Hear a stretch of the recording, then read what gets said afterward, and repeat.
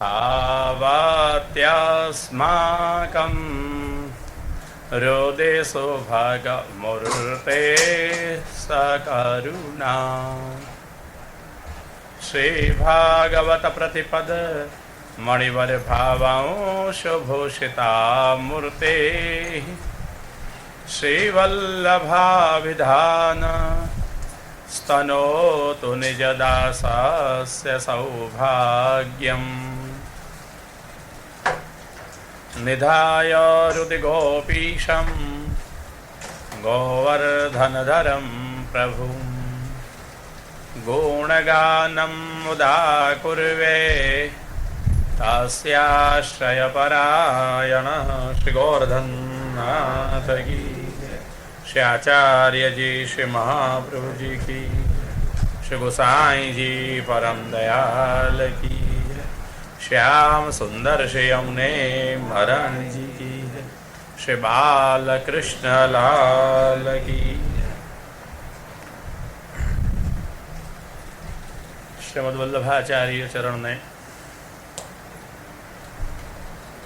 अपने दैवी जीवों के लिए भगवद आनंदानुभूति निश्चित रूप में इन लोगों को सरलता से हो, इसलिए शास्त्र की सुदृढ़ नींव के ऊपर एक स्वस्थ राजपथ दिखाया, जो है पुष्टि भक्ति मार्ग।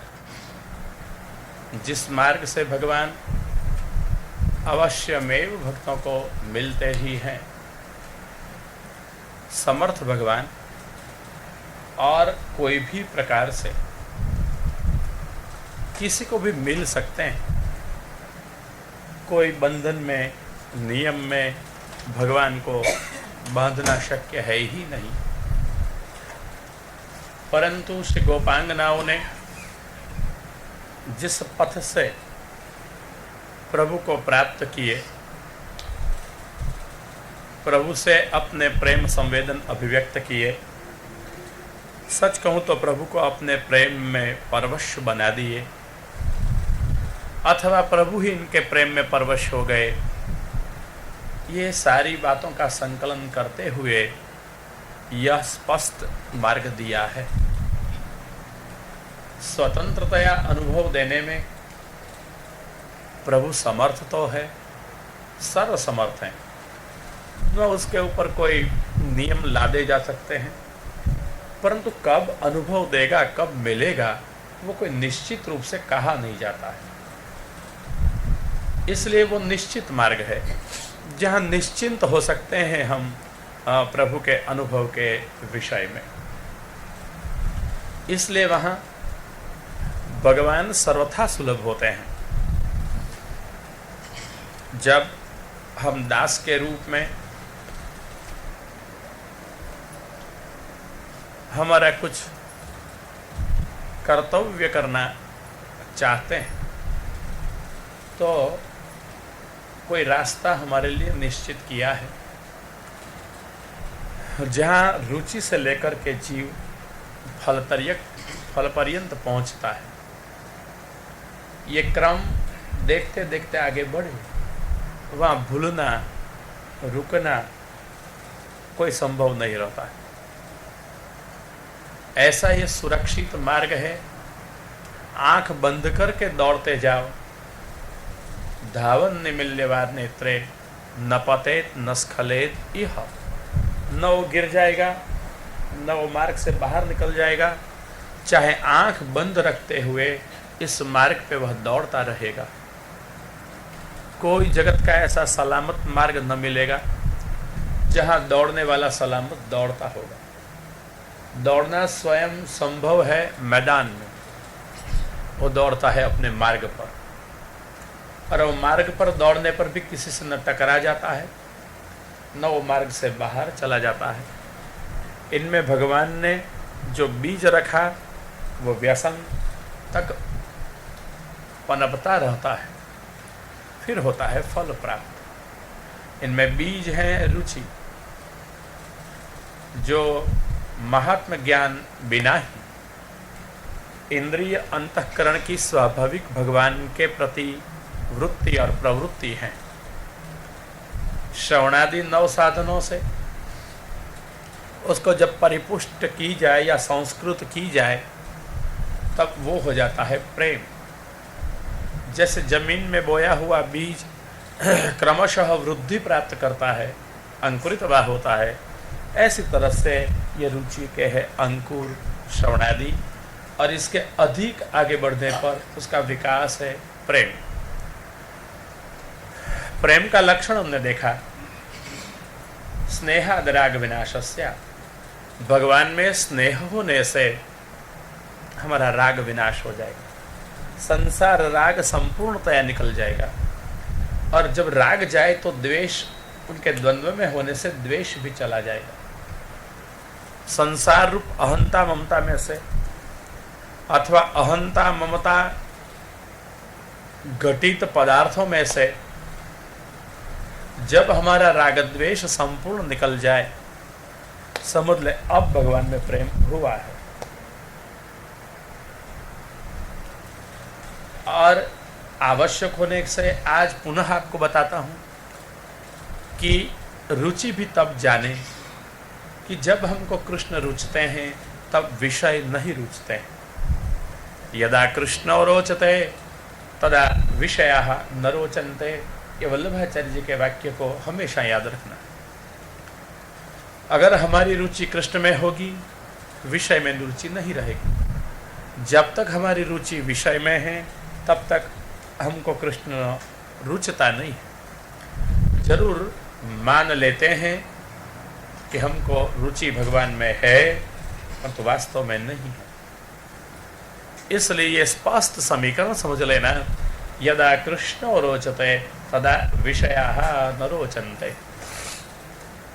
जब कृष्ण पसंद आते हैं तब विषय पसंद नहीं आएगा। हाँ, खाना पीना आदि में सब हमारा जो कुछ जीवन व्यवहार बना रहेगा संभव है उसमें विषय भी होंगे, क्योंकि रूप रस गंध स्पर्श आदि विषय जब तक जीते हैं तब तक साथ में रहने वाले, कहाँ जाएंगे। परंतु इसमें अनुराग नहीं रहेगा, भोग वृत्ति नहीं रहेगी, विषय नहीं पनपेगा। ये बराबर देख ले, यदा कृष्ण रोचते तदा विषयाः न रोचन्ते। श्री गोवर्धन माँ जी कथा में ध्यान रखो। अरे सब करो, कथा में ध्यान रखो। श्री गोवर्धन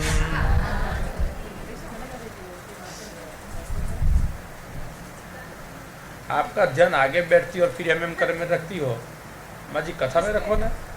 श्री गोवर्धन नाथ की।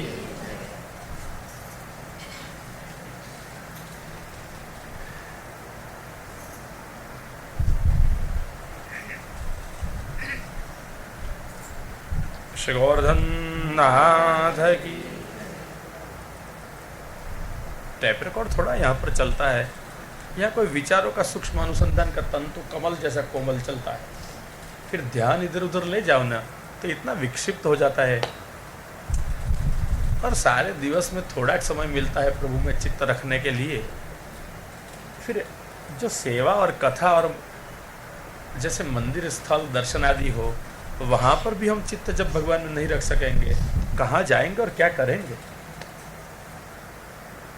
कहलाते हम वैष्णव हैं और हम सब भूल जाते हैं वल्लभाचार्य जी की कथा की शिस्त।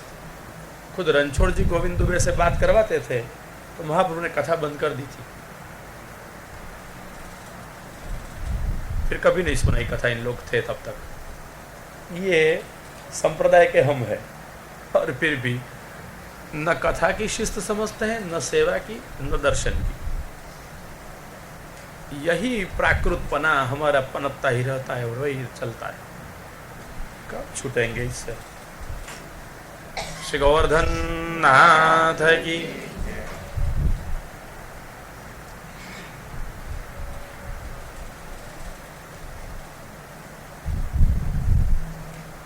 इसलिए जब प्रेम हृदय में आया तब राग द्वेष चला जाएगा संसार में से, संसार के पदार्थों में से। और फिर जैसे जैसे श्रवणादि से हमारा प्रेम बढ़ता ही रहेगा। वल्लभाचार्य जी को यह अभिलषित है कि हमारी भक्ति या प्रेम कम न हो, स्थगित न हो, परंतु वृद्धिंगत हो, रोज बढ़ती चले। और बढ़ती चलने वाली भक्ति हमको भगवान की ओर आगे बढ़ाती चले, जहां हम भगवान को प्राप्त कर सकें, अनुभव कर सकें। यही जीवन की सफलता है कि हमको भगवान यहाँ मिल जाए। बस और कुछ नहीं करना है, जैसे है भगवान ऐसे हम भगवान के, हमारे भगवान हो जाए, काम पूरा हो गया। तो इसलिए प्रेम की कक्षा में से भी आगे बढ़ते रहो। संसार में से राग द्वेष अगर निवृत्त भी हो गया तो भी जीवन में क्या पाया? डर है, अभी आरंभ हुआ है तो मात्र।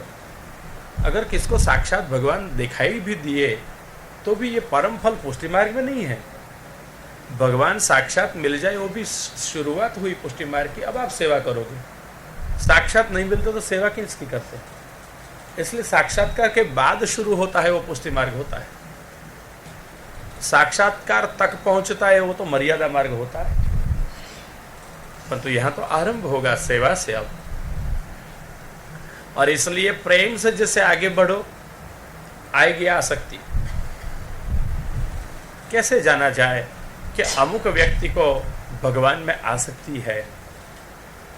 वल्लभाचार्य जी ने लक्षण दिया भक्तिवर्धिनी ग्रंथ में, ये सब लक्षण है। आप कहते हैं आसक्त्या स्यात् गृहारुचिः गृहस्थानाम् अनात्मत्वं बाधकत्वं च भासते। अगर भगवान में हमारी आसक्ति होगी तो क्या होगा? गृह अरुचि ही, घर में हमें चैन न होगा। ऐसे नहीं कहते कटुता हो जाएगी, क्लेश हो जाएगा, सबसे लड़ाई झगड़ा हो जाएगा, ऐसा नहीं कहते हैं। गृह अरुचि, अब आपको घर में रुचि नहीं रहेगी अगर आसक्ति होगी तो। और मात्र घर में रुचि नहीं रहेगी इतना ही पर्याप्त नहीं है। घर एवं घर के पदार्थ, घर की क्रियाएं कोई आपको पसंद नहीं आएगा, क्योंकि मन आपका नित्य भगवान के प्रति गतिशील रहेगा, भगवान में ही खींचा हुआ रहेगा, इसलिए कोई पसंद नहीं आएगी बात। गृह में अरुचि हो जाएगी, न रुचि अरुचि। अरुचि का अर्थ कटुता क्लेश होना मत गिनना, कभी पसंद नहीं आएगा। घर में रहने वाले पसंद नहीं आएंगे, घर का काम, घर की वस्तु कोई पसंद नहीं आएगी। गृह रुचि। और गृहस्थान, घर में रहने वाले कैसे लगेंगे? अनात्मत्वं च भासते, बाधकत्वम, लगे कि ये सब बाधक है।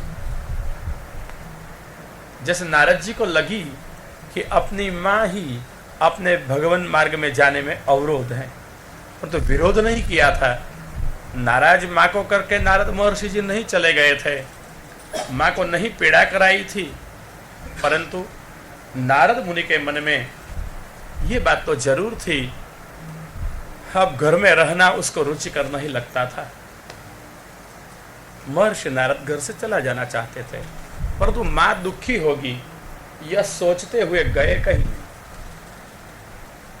ऐसी तरह से आसक्ति वाले, किसी में उसका मन नहीं है, किसी को मिलना नहीं चाहते हैं, लगता है कि सब बाधक हैं, जो नारद को लग रहा था। परंतु नारद जी घर छोड़ के नहीं गए थे, ऐसी तरह से अभी नहीं जाएगा और उसको जाना भी नहीं चाहिए। जाना हो, सब छोड़ना हो, वो आता है पक्व दशा में। ये पक्व दशा होती है व्यसन दशा, और ये आसक्ति भी जब आगे बढ़ेगी तब व्यसन प्राप्त होगा। और महाप्रभु कहे यदा स्यात् व्यसनं कृष्णे कृतार्थ स्यात् तदैव हि जब भगवान में व्यसन हो गया तब समझना अब कृतार्थ हो गए, अब कोई डरने की जरूरत नहीं रही। व्यसन की पूर्व की अवस्था में अगर घर छोड़ना है, भगवान के लिए भी अगर जाना है, तो त्यागे बाधक भूयस्त्वम दुस्संसर्गा तथान्यता। त्याग में बहुत बाधक आएंगे, दुस्संग मिलेंगे, क्योंकि हमारे जैसे स्वभाव वाले, क्रिया वाले ही हमको प्रिय लगेंगे। हम इन लोगों का ही संग करेंगे जो हमसे मिलते जुलते स्वभाव में हो, क्रिया में हो। इसलिए हमारे में जो अपक्वता है वो हमको किससे मिलाएंगी? जो हमारे जैसे अपक्व ही हो, इनसे। इसलिए बाधक बहुत बढ़ जाएगा, अवरोध बढ़ जाएगा।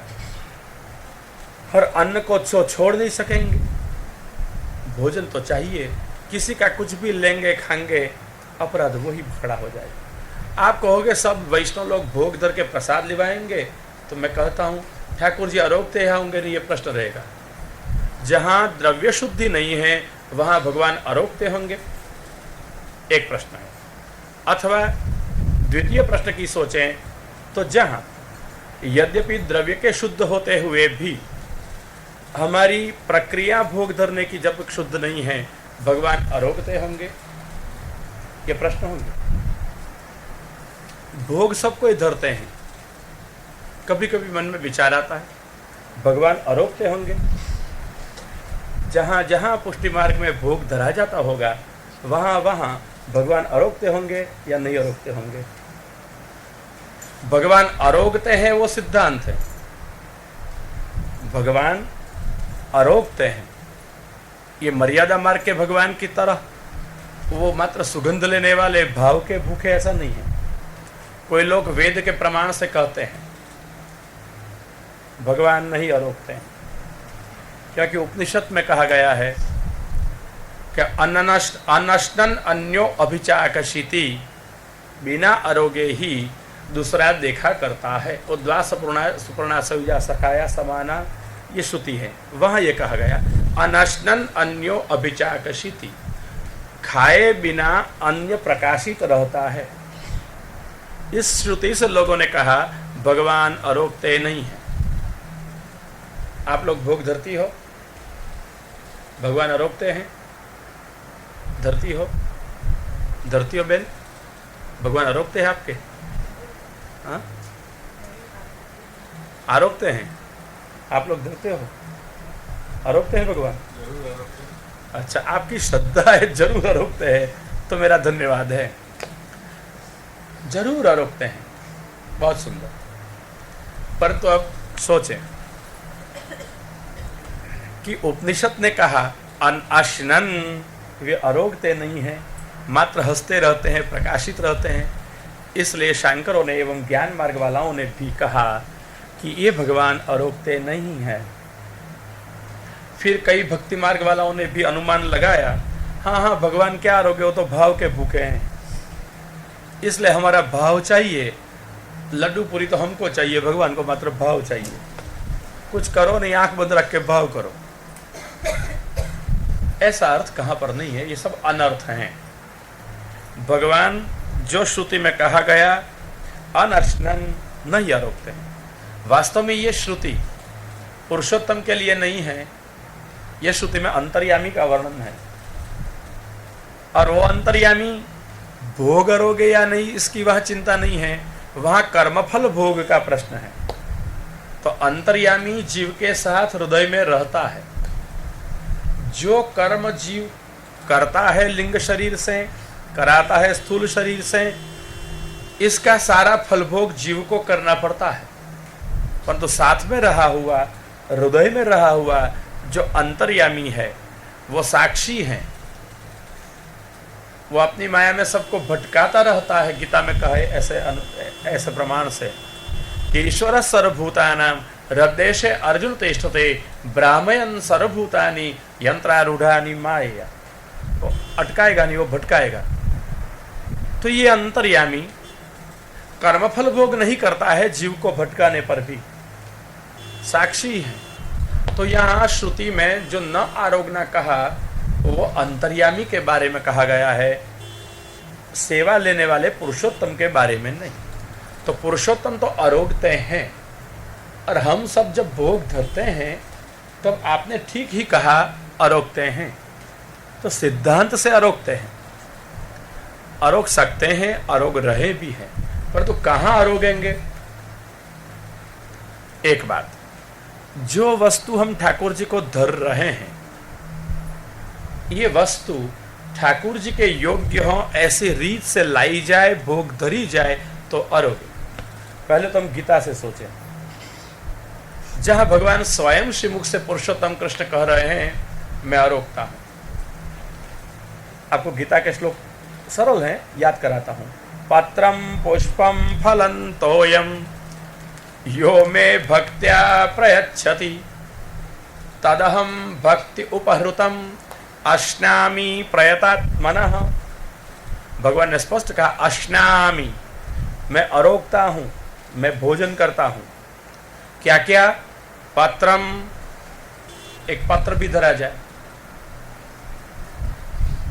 पुष्पम, पुष्प भी धरा जाए, फलम, फल भी मुझे धरा जाए, तोयम, जल भी धरा जाए। चारों साथ में हो या न हो, एक भी धरा जाए। कैसे? भक्त्या, प्रेम से धरा जाए, वश होकर के धरा जाए, सेवा क्रम में धरा जाए। ये तीन अर्थ होते हैं भक्त्या शब्द के। वश में रहकर, क्योंकि भज धातु को तीन प्रत्यय हैं, तब शब्द बनता है भक्ति। तो तीन प्रत्यय स्त्रीलिंग में है और प्रेमार्थक है। स्त्री जैसे अपने पति को वश में रहती है, ऐसी तरह से सेवा करने वाला भगवान के वश में रहे, एक अर्थ निकला।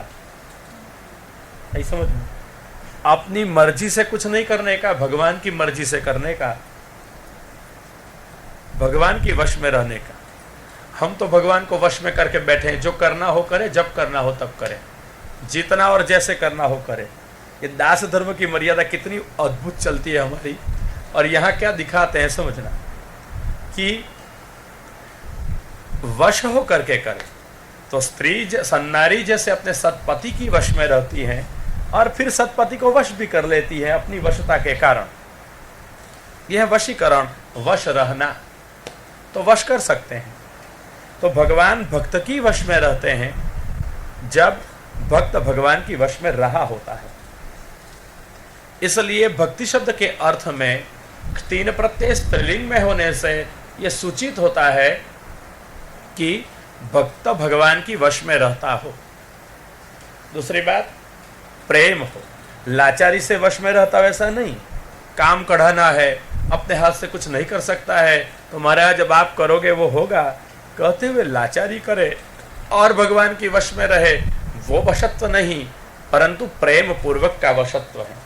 प्रेम के कारण वो भगवान की वश में भक्त रहता है।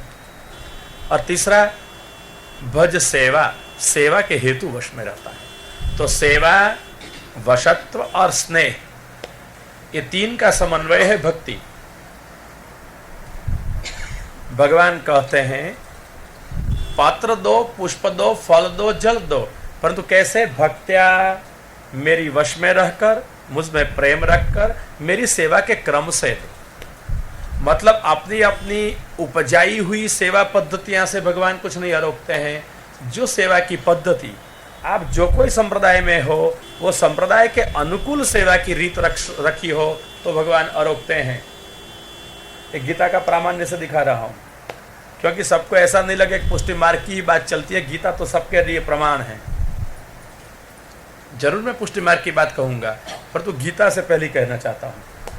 इसलिए अपनी अपनी रीत से जो लोग सेवा करते हैं, कपोल काल्पनिक रीत से, ठाकुर जी सेव्य कराए बिना, सेवा की कोई योग्य पद्धति रखे बिना, वहां ठाकुर जी आरोगते नहीं है। पहली बात आई प्रमाण से, भक्ति उपहृतम। हमने अगर हमारी पद्धति अपनाई तो हम हमारे पुष्टि मार्ग में हैं, वल्लभाचार्य जी के पुष्टि मार्ग में नहीं है। ठाकुर जी बंधे हुए हैं वल्लभाचार्य जी के पुष्टि मार्ग के साथ, हमारे साथ नहीं। हाँ, हमको स्वतंत्रता से मिल जा सकते हैं, मिलते भी हैं, मिले भी होंगे, उसको कोई नियम में बांध नहीं सकते हैं, परंतु ठिकाना नहीं कब मिले और कब चला जाए, स्वतंत्र हैं। महाप्रभु जी के वहां वो ठिकाने सर है, वहां निश्चित रूप से वो मिलेगा और मिलने के बाद चला नहीं जाएगा, सिवाय कोई असह्य अपराध हो। 84-252 में से जैसे हम देखते हैं, कोई को अन्याय का अपराध लगा, बात करते भगवान भी चले गए, है ना माझी की वार्ता, तूने मुझे जीवाई, और डोकरी ने कोई जमीन नापने वाले को कह दिया, भगवान घर में से बोलते थे फिर चले गए। ये तो हमने सारा आपको दिखा दिया है, क्योंकि अपराध होते हैं, प्रतिबंध होता है। अपराध का इतना ही अर्थ, जिससे प्रभु अप्रसन्न हो ऐसा कुछ करना, वो अपराध हो। अपराध कोई गंभीर गुनाह या पाप नहीं है। भक्ति मार्ग में अपराध का अर्थ इतना ही है, जिससे हमारे प्रभु अप्रसन्न हो ऐसा करना, अपराध। राध प्रसन्नता, अपवर्जन, भगवान की प्रसन्नता छूट जाए ऐसा कुछ भी करो, सब अपराध है। इसलिए ऐसे शायद अपराध में भगवान अप्रसन्न हो जाते होंगे। प्रसन्न भगवान भी अप्रसन्न हो जाइए, उसका विरुद्ध धर्माश्रय है, नहीं तो नित्य प्रसन्न है, परंतु अब अप्रसन्न हो जाते हैं भक्ति मार्ग की मर्यादा दिखाने और सिखाने के लिए। इसलिए ये मर्यादा बांध दी कि भक्त्या उपहृतम, अगर आप आरोगवाना चाहते हो तो भगवान को कोई पद्धति से आरोगवाओ। भोग धरने की, आरोगाने की कोई रीत है। हाँ, वो स्वतंत्रतया इच्छे वहां इच्छे ऐसे आरोगे, इनको दोष नहीं लगेगा, परंतु दास को दास धर्म की मर्यादा जरूर होती है, और यह मर्यादा से उसको भगवान को आरोगाना जरूरी होता है।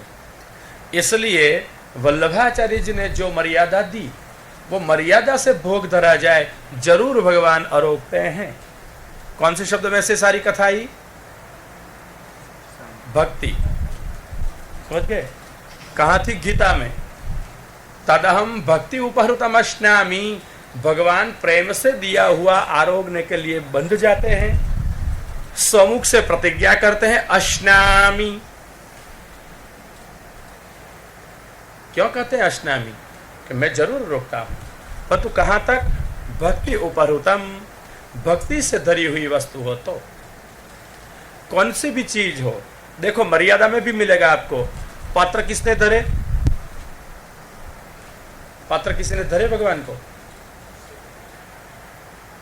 जो आरोगने के पत्र हो, पांदड़े। हाँ, कौन से पत्ते धरे? हाँ,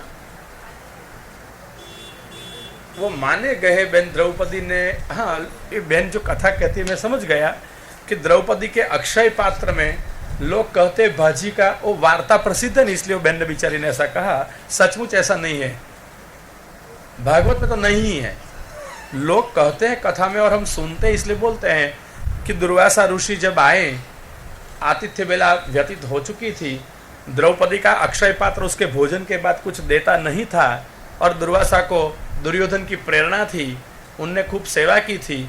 दुर्वासा जी प्रसन्न हुए, तब उसने मांगा था कि हमारा काम निर्विघ्न हो जाए। दुर्वासा जी जाएंगे, भोजन नहीं मिलेगा, क्रोध होगा, दुर्वासा जी शाप आप दे देंगे, पांडव का नाश हो जाएगा और मेरा नाम कोई नहीं देगा, और मेरे को तो कहेंगे कितना अच्छा है कि अपने भाई के वहां ऋषि को भेजा था कि, और ये दुर्योधन बड़ा कपटबाज, उसने युक्ति करके भेज दिया।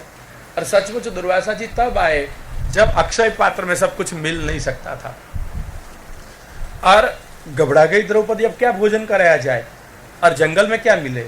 और इसमें भी अकेले दुर्वासा नहीं, उसके 10,000 शिष्य के साथ 10,000 को जिमाना है, जंगल में क्या जिमाना है। अक्षय पात्र खुद देता नहीं है। द्रौपदी ने भगवान कृष्ण को पुकारे, और भगवान कृष्ण यही पुकार से पधारे। भगवान ने कहा मेरे को भी भूख लगी है।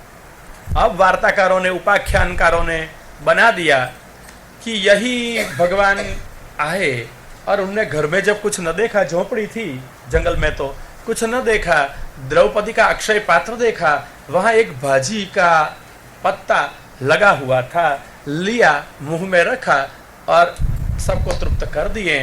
परंतु एक बात आपसे पूछूं, आप तो सब पुष्टि मार्गी वैष्णव हो, अगर आपके भोजन के पात्र में भाजी का पत्ता लगा हुआ रहे तो ये पात्र कैसा है, कैसा हो गया? उच्छिष्ट है, अशुद्ध है। सखड़ी वाला एक दाना भी लगा रहे तो फिर भोग में चले या नहीं चले? तो द्रौपदी इतनी बेदरकार थी, आप ऐसा सब कहना मांगती हो कि द्रौपदी को बर्तन मांजने में ध्यान नहीं था। बोलो, बर्तन में भाजी का पत्ता कब लगा रहता है? समझ गई? ये कथा आपने सुनी हुई कहीं से वो कही, परंतु इसमें कितने अनर्थ आते हैं। इसलिए द्रौपदी के पत्ते नहीं, हाँ भाजी कहते हैं लोग विदुर जी की, ठीक है, उसके पत्ते होते हैं ना। द्रौपदी ने क्या रखा तो साथ में मैं कह दूं, इसलिए आपको शंका न रहे कह देने से कि द्रौपदी के वहां क्या कथा थी। भागवतकार व्यास कहते हैं, शाकान्न शिष्टमुपभुज्य यतस्त्रिलोकीं तृप्ता ममंस्त सलिले विनिमग्न संगः। तो शाकान्न शिष्टम, और एक मुट्ठी अन्न और शाक सब्जी उसके लिए अलग निकाल दे, पहले से अलग निकाल दे। बाद में द्रौपदी भोजन करती थी। और शाकान्न शिष्टम, स्पष्ट शब्द है, शाक अन्न शिष्टम। द्रौपदी ने जो शाक और अन्न ये कृष्ण के लिए छोड़ दिए थे, पहले से रख लिए थे, वही भगवान कृष्ण और हो गए हैं शाक और अन्न।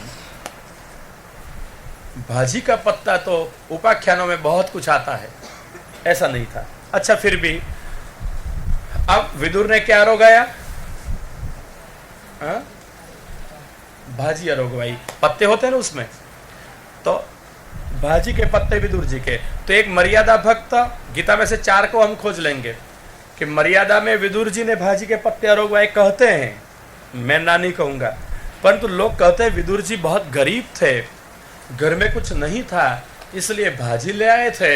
मैं कहता हूं ये भी विरोध कथा है भागवत से। भागवत ने कहीं नहीं कहा कि विदुर जी ऐसे गरीब थे, घर में कुछ नहीं था। व्यास कहते हैं, जो वास्तव वस्तु कहने की प्रतिज्ञा कर चुके हैं, वेद्यम वास्तव मत्र वस्तु शिवदम मंगलाचरण में, वो कहते हैं कि विदुर जी ने जो घर का त्याग किया, कौरव राज्य में से विदुर जी चल पड़े, वो घर कैसा था? कहते हैं कि त्यक्त्वा स्वगृहम रुद्धिमत। विदुर जी का घर सब समृद्धि वाला था। जिसके घर में सब समृद्धि हो वही भगवान को भाजी खिलाएगा ना। ये तो मैं भागवत की कथा कहता हूं, बाकी उपाख्यान की कथा में तो बराबर है विदुर जी भाजी खिलाएंगे, क्योंकि तो कवियों की कल्पना रमणीय चलती रहती है, तभी भक्ति का महत्व बढ़ता चले ना, हर्जा नहीं उसमें। कहो विदुर जी ने भाजी अरोगाई, ये तो मर्यादा की कथा हुई। पुष्टि मार्ग में किसने पत्ते अरोगाए भगवान को? है पत्रम, किसने पत्र अरोगवाया? कोई लाया था भगवान के लिए? गदाधर दास ने क्या रोगवाई? तो भाजी गदाधर दास की कहूं या माधव दास की कहूं? हाँ, माधव दास की कहिए, गदाधर दास की भाजी नहीं। हाँ, मंगवाई गदाधर दास ने, अरोगवाई पर तो ले आया तो, और सारा फल किसको मिल गया? माधव दास को। इसलिए माधव दास ने पत्र अरोगवाए। पत्रम, अब पुष्पम, मर्यादा में पुष्प किसने धराए भगवान को? जो भगवान ने स्वीकार कर लिए। बहुत धन्यवाद। गजेंद्र ने, कथा आप तो सुनते हैं ना, गजेंद्र ने आपत्ति काल में कमल का फूल ऊंचा किया और नारायण, नारायण का स्मरण किया। नारायणाखिल गुरो भगवन नमस्ते, उन्होंने भगवान को कमल अर्पण कर दिया। पुष्प है ना।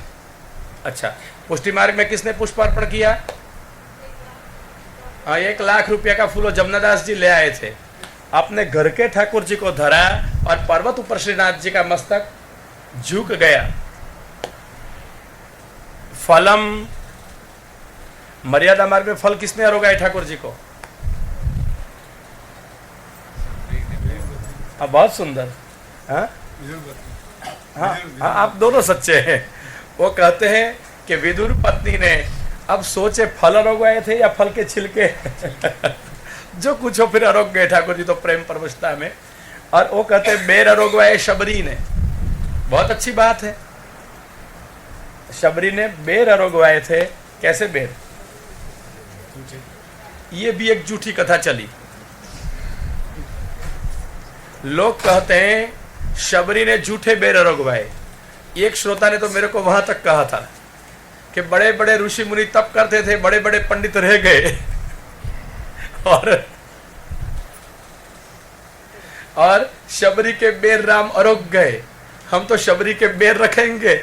मेरे को एक ने कहा था ये बड़े बड़े पंडित होने में कोई लाभ नहीं। मैं समझ गया मेरे को क्या कह दिया, परंतु मैंने कहा कि आखिर में वो शबरी ने राम से बेर अरोगने की बुद्धि कहां से आई? शबरी में राम को बेर अरोगने की बुद्धि, अरोगवाने की बुद्धि कहां से आई? ये तो ब्राह्मण की ही कृपा थी, पंडित की कृपा थी, ऋषि की कृपा थी। इसलिए भले शबरी के अरोगे, पर तो आशीर्वाद किसका था? महर्षि मार्तंड का, ब्राह्मण का, ऋषि का आशीर्वाद था, पंडित का आशीर्वाद था। इसलिए कोई शबरी बन जाने की चिंता करे तो चिंता नहीं, इतना ख्याल जरूर करे कि वहां पंडित की जरूरत तो रही है। इसलिए महर्षि मतंग का आशीर्वाद था, जा तो उसे भगवान मिल जाएगा। विप्र के वचन है ना, भगवान उनको मिले हैं। हाँ, प्रतीक्षा इसकी है। इसलिए शबरी ने फल अरोगवाए, ठीक है, और भी मिलाएंगे। पर चलो पुष्टि में किसने फल अरोगवाया? पत्रम पुष्पम अफलम। फल कौन ले आया?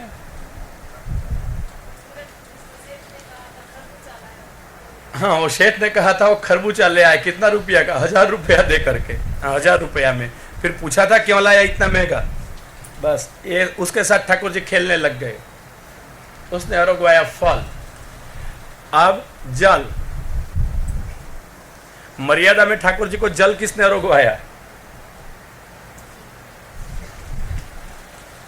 खोज निकालो।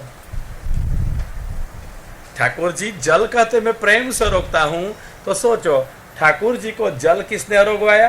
कौन सा भक्त था कि जिसपे जल अरोगवाया और ठाकुर जी प्रेम से उसका जल अरोगे?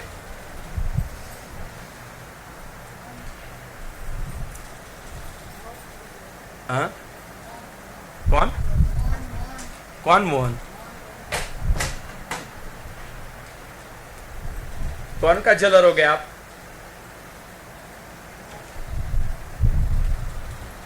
नहीं अरोगे किसी का?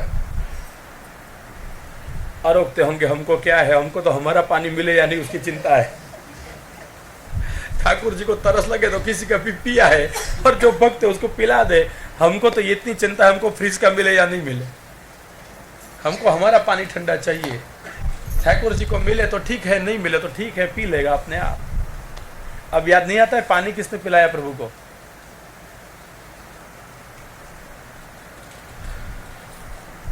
कोई भक्त ढूंढ निकालो। लक्ष्मण भक्तमाल पड़ी है आपने तो कोई नहीं मिलता है एक भी। हाँ, ब्रह्मचीनो फिर किसने पिलाया? भक्तमाल तूने नहीं पढ़ी? अच्छा बोलो। हाँ, सब पीछे पीछे देखते हैं, सब पीछे पीछे देखते कि तुम कह दो, तुम कह दो। सोचने जैसा है किसने जल पिलाया।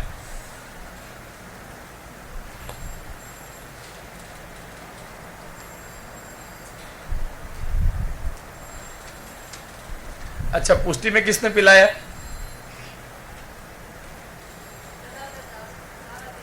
हाँ, बहुत सुंदर। गदाधर दास ने, घर में सामग्री कुछ न थी, मात्र झारी जी धरी। गुसाई जी ने भी आरोगवाए हो, घर में कुछ सामग्री नहीं थी, केवल जल की झारी जी आरोगवाई है। तो ये सारे भक्त इन्होंने क्या अर्पण किया? पत्रम पुष्पम फलम तोयम। जो कुछ प्रेम से अर्पण किया, प्रभु कहता है मैं अरोगा। परंतु कैसे? 2 शर्त रखी। भक्त्या उपहृतम अश्नामि। समझना गीता के श्लोक तो, पत्रम पुष्पम फलम तोयम यो में भक्त्या प्रयच्छति। एक तो भक्ति से अर्पण करो, और तद अहम भक्त्या उपहृतम अश्नामि, तो अर्पण में भी भक्ति और भोग धरवे में भी भक्ति। समझ गए अर्थ उसका? लाओ भी भक्ति से, सिद्ध करो भक्ति से, और धरो भी भक्ति से। जब तक लाना भी भक्ति से है, सिद्ध करना भी भक्ति से है, और अंगीकार कराना भी भक्ति से है, तब भगवान की प्रतिज्ञा है मैं और रोकता हूं। आप लोग सब भक्ति से लाते हो ना बाजार से, कि पैसा है इसलिए लाते हो, अथवा पसंद है इसलिए लाते हो? सोचना अपने अपने मन में। हाँ, क्या क्या हुआ? अच्छा अच्छा, बड़ी होशियार हो सब। मैंने वो छोड़ दिया कि आपको पूछना नहीं है, तो जाने दो आगे।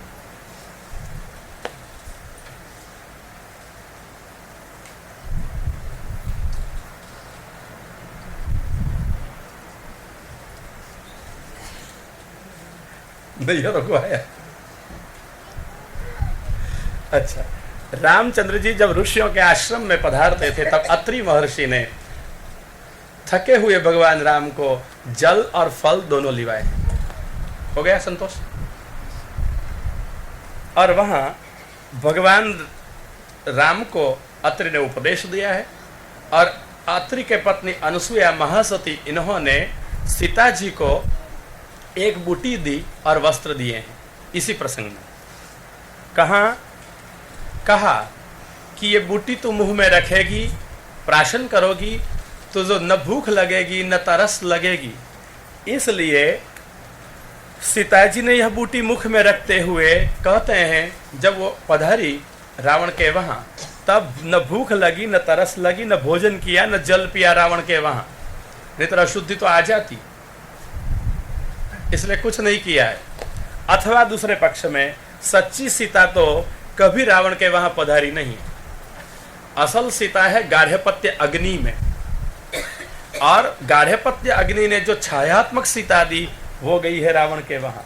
तो भगवती सीता ने अग्नि में, अग्नि के घर में रहकर भोजन किया या नहीं? तो पति की सेवा के बिना, अपने ठाकुर जी को भोग धराए बिना कैसे अन्न ले सकती है सीता? पतिव्रता है। तो वो जड़ी बूटी दी थी, अग्नि के घर में भी सीता ने न खाया है न पिया है। और एक वस्त्र दिया था। देखो, रामायण की कथा भी बहुत सोचने जैसी है कि रावण के वहां सीता जी जब तक रही, तब कितने कपड़े साथ में ले गई थी? ये तो मुसाफरी में नहीं गई थी, अपहरण हुआ था। इसलिए अपहरण हुआ तब कितने कपड़े साथ में हो गए? जो पहनी थी वही साड़ी थी। तो रोज रोज किसकी साड़ी बदलती थी स्नान करके? कि वहां तक नहाती नहीं होगी सीता जी? क्या करती होगी? नहाती होगी या नहीं रोज? अच्छा, अपन को क्या पंचादो जो करती होगी वो करती होगी, अपन को तो 4 वक्त बदलने को मिले न दिवस में, संतोष है। सीता जी मंदोदरी की साड़ी लेकर पहनती होगी। दूसरों का कपड़ा पहनना वो अनर्थ है। इनके शरीर के जो दोष हैं, ये परमाणु सब हमारे शरीर में आ जाए, इसलिए दूसरों के कपड़े कभी पहनना चाहिए नहीं। सीता जी ने मंदोदरी के वस्त्र कभी नहीं पहने, अनर्थ हो जाता। तो कोई आसपास वाली राक्षसियां देती होगी, तो सीता जी ने क्या किया होगा? यही अनुसुईया ने एक साड़ी दी है, जैसे भगवान ने वो वैष्णव स्त्री को दी ना, कोठरी में जो छुप गई थी, वस्त्र बेच दिया और वैष्णव के लिए सामग्री ले आई, समाधान इनका किया। और जब वैष्णव ने आग्रह रखा कि बाई आके परोसे, नहीं तो क्या प्रतीति हो के वैष्णव है, तब ठाकुर जी स्वामी जी साथ पधारे, एक शाटिका उसको दे के पधार गए। ऐसी तरह से एक ही साड़ी दी थी, जो ठाकुर जी ने दी वो साड़ी न भीजे न जीर्ण हो, ऐसी दिव्य दी थी। ऐसी तरह से जो अनुसुईया जी ने साड़ी दी सीता जी को, वो ऐसी दिव्य थी, स्नान करने पर वो भिगती नहीं थी, फटती नहीं थी, जीर्ण होती नहीं थी, मलिनता इसके ऊपर आती नहीं थी। आज के जमाने में आप टेरलिन आदि पहनते हो ना, ये होंगी, वो भी आपको सुखाने पड़ते हैं, थोड़ी देर तो लगती है ना। सीता जी, ये कापड़ का संशोधन था ये जमाने में, दिव्य मंत्र शक्ति थी, योग शक्ति थी, भगवत सामर्थ्य था, जो समझे। तो विज्ञान की दृष्टि से देखना हो तो ये संशोधनों का विकास था कि यहाँ ऐसे कापड़ खोजे गए थे कि जो वस्त्र भीजते नहीं थे, नए ही रहते थे, न फाटते थे, न मलिन होते थे। तो ये दिया है भगवती सीता जी को किसने? अनुसुईया जी ने दिया है, सब आश्रम में। और जहां राम पधारे ऋषि मुनि ने फल और जल से स्वागत किया है। पुष्टि पक्ष में कहूं, जब श्री ठाकुर जी पधारते हैं गोचारण करते हुए गोवर्धन के पास में, गोवर्धन जी क्या क्या भेंट धरते हैं भगवान को? वेणुगीत आता है ना, क्या क्या भेंट धरते हैं उसमें लिखा है। क्या धरते हैं? एक श्लोक है, जब जब गिरिराज जी के पास जाओ तब बोलना चाहिए, दर्शन करते वक्त, परिक्रमा करते वक्त। हंताय माद्रिरबला हरिदासवार्यो यद्राम कृष्ण चरण स्पर्श प्रमोद मानन्तनोति सह गो गणयोस्तयोर्यत् पानीयसु यवस कंदर कंदमूलै। ये श्लोक बोला जाए।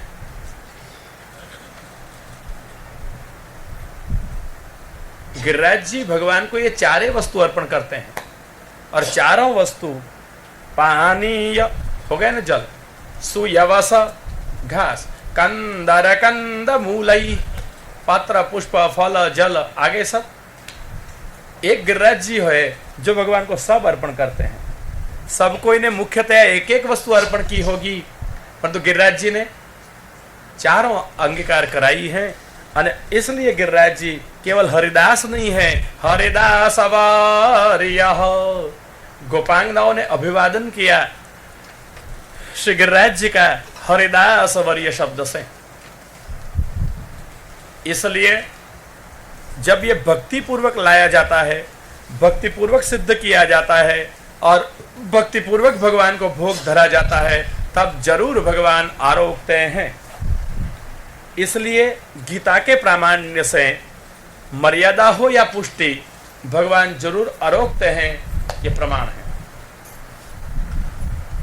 दूसरे ढंग से देखो, अब पुष्टि मार्गीय दृष्टिकोण से बताऊं, आरोग्यते हैं या नहीं? आरोग्यते हैं, परंतु कभी कभी अकेले नहीं होते हैं, साथ में वो बंदर रखते हैं। उसको बहुत अच्छा लगता है, क्योंकि रामावतार ने इन बंदर और भालुओं ने बहुत सेवा की है राम की, सीता वापस लौटाने में। इसलिए भगवान ने सोचा, आपने रावण का मार बहुत खाया है ना, कृष्णावतार में तुमको माल बहुत खिलाऊंगा, चोरी मैं करूंगा, अपवाद मेरा और फल तुम्हारा। मक्खन खिलाते हैं, भोजन कराते हैं, मकड़े को साथ में रखते हैं, लेके घूमते रहते हैं। यही भगवान एक दफा यशोदा मैया के वहां मक्खन की चोरी की और उलूखल उल्टा करके ऊपर चढ़ गए, शीके में से मक्खन उतारा, खा रहे थे। मैया ने देखा, मरकाय कामम ददता शिचि स्थितम हयंगवीनम। जो शिका में रहा हुआ मक्खन आप तो कोई खाते हैं, ठीक है, मरकाय कामम, और मकड़े को इच्छा अनुसार खिलाते हैं, लो खाओ लो खाओ। महाप्रभु जी ने सोचा, ये ठाकुर जी मकड़े को क्यों खिला रहे हैं? भक्त ने भोग धरा हुआ तो गीता की प्रतिज्ञा है, अश्नामि प्रयतात्मनः, मैं रोकता हूं, भक्तिपूर्वक दिया हुआ मैं अरोगता हूं, तो स्वयं भगवान को अरोगना चाहिए, मकड़े को क्यों खिला देते हैं? अपन को तो लीला लगेगी, महाप्रभु जी को तो सोचने जैसा लगेगा कि भाई हमने तो आपको भोग धरा, महाराज मकड़े को खिलाने के लिए थोड़ा भोग धरते हैं, हम आपको खिलाते हैं। खोज निकाला महाप्रभु ने कि पहली बार यशोदा ने भोग नहीं धरा, वो तो चोरी कर रहे हैं। भोग धरे तो आरोगने की शर्त है, भक्ति ऊपर हो तम स्नान। भक्ति से दिया हुआ मैं आरोगूं, परंतु तो चोरी का लिया हुआ आरोग्य ऐसी प्रतिज्ञा थोड़ी की है। इसलिए चोरी का माल है तो खिला देते हैं, उसकी मर्जी। हाँ, भक्त का माल नहीं खिला सकते, चोरी का माल तो अपना माल है या नहीं? तो चोरी का माल मकड़े को भी खिलावे, अपना माल। भक्त का होता तो प्रतिज्ञाबद्ध है, उपहृतम अश्नामी, भक्त ने दिया हुआ मैं आरोगूंगा। पर तो भक्त ने दिया हुआ नहीं, अपने लिया हुआ है। तो अपने लिया हुआ का क्या करे वो गीता में नहीं कहा है। इसलिए मर्जी में आवे तो खाए और मर्जी में आवे तो मकड़े को खिला दे। महाप्रभु जी ने जरा और सोचा कि इतना ही नहीं हो सकता है, हमारा भगवान भले देखने में बालक है पर तो क्रिया करने में बालक नहीं है, और सबका पालक है, शास्त्र की मर्यादा समझते हैं, और इसलिए जो कुछ करेंगे उसके पीछे कोई ना कोई शास्त्रों का रहस्य होगा। महाप्रभु का यह सिद्धांत है, भगवान लीलाम करोति शास्त्रार्थं च स्थापयति। यह सिद्धांत क्या? भगवान लीलाम करोति शास्त्रार्थं च स्थापयति। भगवान लीला करते हैं और शास्त्रार्थ का प्रस्थापन करते हैं। प्रत्येक कार्य के पीछे शास्त्र है। हम लीला को सुनते हैं, समझते हैं शायद, परंतु पीछे शास्त्रार्थ नहीं जानते, इसलिए लीला लीला भूल जाते हैं। थोड़ी देर का आनंद हो जाता है, फिर स्थिरता नहीं आती। अगर स्थिरता चाहिए तो लीला के पीछे जो शास्त्रार्थ है वो अवश्य समझना चाहिए। सेवा करने के लिए भी शास्त्र जरूरी है और लीला समझने के लिए भी शास्त्र जरूरी है। ये वल्लभाचार्य जी का मत है। इसलिए वल्लभ ने कहा कि अब वो मकड़े को आरोगवा रहे हैं। कारण कैसा भी होता, अगर चोरी भी की होती, परंतु ये भक्ति उपहृत होता, भगवान आरोगते, तब ये मक्खन भक्ति उपहृत नहीं है। लो, भगवान ने खोज, महाप्रभु ने खोज निकाला। कैसा है? अयोग्य है अपने लिए, तो भगवान जो अपने लिए अयोग्य हैं वो कभी आरोगते नहीं, मकड़े को खिला देते हैं। क्या होता है भगवान के लिए अयोग्य? जो अशुद्ध द्रव्य में से प्राप्त किया हो, जो अशुद्ध रीति से बनाया हुआ हो, जो अशुद्ध भावना से संपादित किया हो, जो स्वभाव दुष्ट हो, जो शास्त्र दुष्ट हो, जो क्रिया दुष्ट हो, ऐसी कोई वस्तु भगवान आरोगते नहीं है। हमारा द्रव्य शुद्ध न हो, भगवान कभी नहीं आरोगते हैं। महाप्रभु का यह मंतव्य है। क्या करेंगे? मकड़े को खिला देंगे। महाप्रभु ने सोचा मकड़े को क्यों खिलाते होंगे? बहुत चतुर है महाप्रभु जी, ऐसी छोटी छोटी बात में भी ऐसे सिद्धांत निकालते हैं। क्यों मकड़े को हराओगे महाराज? क्या मकड़ा आपका लीला में नहीं है, आपकी साथ में है? तो लीला वालों के अशुद्ध क्यों रोगवाया? तो महाप्रभु कहते हैं ये गोपिका को नहीं आरोगवाएंगे, सखाओं को नहीं आरोगवाएंगे, गोपालिये को, गाय को नहीं खिलाएंगे, हरणे को नहीं खिलाएंगे, ये मकड़े को खिलाएंगे। क्यों? मकड़े के दांत तीक्ष्ण होते हैं और अपनी तीक्ष्ण दाढ़ों से ये अशुद्धि को चीर डालते हैं। इसलिए अशुद्धि को निवृत्त करने के लिए, अशुद्धि को चीर डाले, इसलिए भगवान मकड़े को आरोगवाते हैं।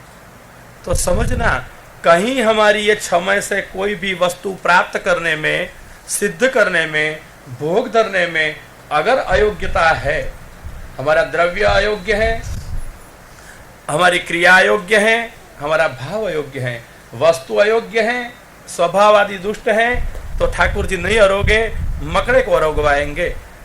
ये तो यशोदा में लीला के वहां थी, लीला थी इसलिए यशोदा के वहां दिखाया, हमारे वहां दिखता नहीं है। भोग धरेंगे भगवान को और खिला देंगे मकड़े को, घटेगा नहीं, क्योंकि आप हाथ लगा के आरोगते हैं। इसलिए पूर्ण के स्पर्श से वस्तु पूर्ण हो जाएगी। पूर्ण से पूर्णमादाय पूर्णमेवावशिष्यते, वस्तु घटेगी नहीं, है इतनी रहेगी। परंतु अब ये प्रसाद किसका मिलेगा? मकड़े का। अक्ल कैसी हो जाएगी? आप ही सोचना। ये एक प्रकार है, महाप्रभु ने सोचा हुआ। तो सोचना, हम जो धरते हैं वो भक्ति उपहृत है। और अब पुष्टि मार्ग में कहां और कैसे आरोगते हैं वो बताऊं गोसाई जी के शब्दों से। इनसे तो अधिक प्रमाण कोई नहीं हो ना। वल्लभाष्टक में श्री गोसाई जी कहते हैं, तस्मादस्मिन् स्थितो यः किमपि कथमपि क्वाप्युपाहर्तुमिच्छत्यद्धा तद्गोपिकेशः स्ववदन कमले चारुहासे करोति। किसके वहां भगवान रोकते हैं? गोकुलनाथ जी उसकी टीका में कहते हैं, अस्मिन स्थितः की टीका में, काय वांग मनसा स्थिति ही, जिसमें पुष्टि मार्ग की दृढ़ता है, काया से, वाणी से और मन से, इसके वहां पुष्टि मार्गीय प्रभु साक्षात रोकते हैं। हाँ, अन्यत्र मर्यादा मार्ग वाले भगवान जरूर रोकते होंगे, कोई शंका नहीं है, परंतु पुष्टि मार्गीय भगवान अगर रोकते हैं, गोपिकेशः श्री गोपीजन वल्लभ अगर रोकते हैं, तो कहां? अस्मिन स्थितः, जो पुष्टि मार्ग में आया हुआ नहीं, रहा हुआ है। पुष्टि मार्गे गतः नहीं, पुष्टि मार्गे स्थितः, अस्मिन स्थितः। अस्मिन गतः, पुष्टि मार्ग में आया हुआ है उसके वहां नहीं, परंतु जो पुष्टि मार्ग में रहा हुआ हो, पुष्टि मार्ग में जो स्थिर हो, उसके वहां भगवान अरोकते हैं। और कैसे अरोकते हैं? अस्मिन स्थितः यह, देखो ये बहुवचन के प्रयोग नहीं, एक वचन के प्रयोग हैं। अस्मिन स्थितः यह, बहुवचन का प्रयोग होता तो बहुत लोग ऐसे होते कि जहां रोकते। गोसाई जी अपवाद करते हैं, यह एक वचन से, बहुत अल्प हैं ऐसे लोग जहां भगवान ये रीत से अरोकते हैं। कौन से? किमापि, कुछ भी वस्तु अरोगवाना चाहे, कथम अपि, कैसे भी अरोगवाना चाहे, क्वापि, कहां पर भी अरोगवाना चाहे, अद्धा साक्षात गोपिकेश गोपीजन वल्लभ चारुहासे करोति मुख कमले, अपने प्रसन्न मुख में हंसते हंसते अरोकते हैं, पधराते हैं। कोई भी वस्तु अरोगाओ, कहां पर भी अरोगाओ, कैसे भी अरोगाओ, भगवान अरोगेंगे। और मैं उसकी बराबर मार्ग मर्यादा से विपरीत कथा बनाऊं, कहां अरोगे? कुम्मन दास ने चंद्र सरोवर पर देखा, वो कोई माली आया है और आम धो रहा है, पसंद आ गई, गोवर्धन नाथ जी के योग्य लगी, उत्तम वस्तु के भोक्ता, विनती कर दी, पैसा तो अपने पास में थे नहीं, कहां से लाकर खरीदते, कहां से लाकर अरोगवाते, और विनती की, गोवर्धन नाथ जी अरोगना। अब देखो, आप भोग धरते हो ठाकुर जी को, धरते हो, कहां धरते हो, कैसे धरते हो, कब धरते हो, और जो भोग की सामग्री हो किसकी होती है? आपकी सामग्री विधि पूर्वक सिद्ध की हुई, पवित्र की हुई, खासा में रखी हुई, विधि पूर्वक ठाकुर जी की सन्निधि में भोग धरते हो, विनंती करते हो, टेढ़ा करते हो, तब शायद आरोकते हैं। परंतु यहां किसकी कैरी थी? आम थी। आम किसकी थी? माली की, और पुष्टि मार्गी ही होगा। वार्ता में लिखा है, ये माली कौन था? वैष्णव था, लिखा है ना, वैष्णव था। अच्छा, तो माली वैष्णव नहीं है, एक बात। और पुष्टि मार्ग के ठाकुर जी वैष्णव न होते हुए भी उसका आरोपने लग गए। क्या खबर गोवर्धन दास जी को कौन से नियम में बांधा जाए। अच्छा, तो माली तो अपरस में ही होगा, अपरस में था ना, अपरस में ही थी, ठीक है। चंद्र सरोवर है इसलिए सब अपरस ही अपरस होगी। और कैरी कहां, आम कहां थी? चंद्र सरोवर पर। और गोवर्धन नाथ जी कहां थे? पर्वत पर, अपने मंदिर में सामने भोग रखा था। ठाकुर जी के पास में भोग रखना चाहिए ना, कहां रखा था वो? तो चंद्र सरोवर, ठाकुर जी पर्वत ऊपर और ये तलेटी में। ठाकुर जी को हाथ लंबाई के श्रम हुआ होगा या नहीं? कुंभन दास को विचार नहीं आया होगा, वो पुष्टि मार्ग नहीं जानता होगा हमारे जितना। आजकल हम यही सोचेंगे, अरे ठाकुर जी को परिश्रम होगा, किसकी मालिकी की वस्तु है, वो तो कुछ चिंता किए बिना उसने कहा गोवर्धन नाथ जी अरोगना, बस। तो गोवर्धन नाथ जी ने क्या किया? आम अरोगे या नहीं? उसकी आम अरोगे। जो खरीद गया उसको खाने के बाद स्वप्न में दर्शन भी हो गए, पता चल गया एक राजपूत और ब्राह्मण। परंतु क्या दर्शन होने पर भी स्वप्न में होए हुए भगवत दर्शन सत्य ही होते हैं? फिर भी राजपूत शरण में आया, ब्राह्मण साधारण जीव था, शरण में ना आया। भगवत अनुभव किसको भी हो सकता है, भक्तों की कृपा से, भगवान की स्वतंत्रता से। परंतु जो पुष्टि भक्ति वाला होगा वही शरणों में आएगा और पुष्टि मार्ग में रहेगा। बाकी सानुभव हो दर्शन हो इसमें क्या हो गया, भगवान स्वतंत्र है, कोई नहीं रोक सकेगा। भगवान कर सकते हैं सब कुछ, स्वल्प भी शंका का स्थान उसमें नहीं होता है। परंतु मार्ग में वो आएंगे जिसमें पुष्टि भक्ति बीज हैं, भगवान ने जिसका अंगीकार करना चाहा है, सब नहीं आएंगे। अब सोचो कि कुंभनदास ने जो भोग धराया उसमें संप्रदाय की कौन सी मर्यादा थी, कौन सी थी भाई? आप लोग को संप्रदाय की रीत तो खबर है ना, तो कौन सी मर्यादा थी वहां? किसका प्रमेय? कुंभनदास का। बताओ, यहां तो ठाकुर जी ने कुछ किया है नहीं, खबर नहीं, कुंभनदास सब कर रहे हैं। प्रमेय है तो किसका प्रमेय है? ये क्या है सब? ये मर्यादा है या पुष्टि है? हाँ, अच्छा, तो पुष्टि, आप भी पुष्टि में हो तो किसी को भी अरोगवाओ। बाजार में सामग्री देखे ठाकुर जी अरोगना,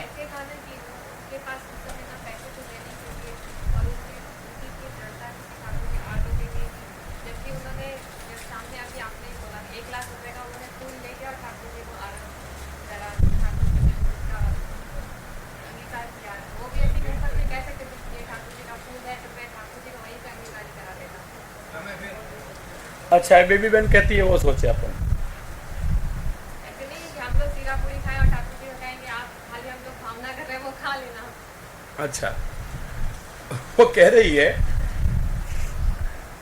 कि कुंभनदास के पास में पैसा नहीं थे, इसलिए इसने भोग ऐसी तरह से धरा तो भगवान अरोग गए। तो बेबी बहन, वो गदाधर दास के पास में पैसा नहीं थे, घर में सीधा सामान नहीं था, उसने खाली जल अरोगाया। उसने हलवाई के वहां से नहीं कहा कि महाराज वहां से भोग कर आओ। ऐसा क्यों?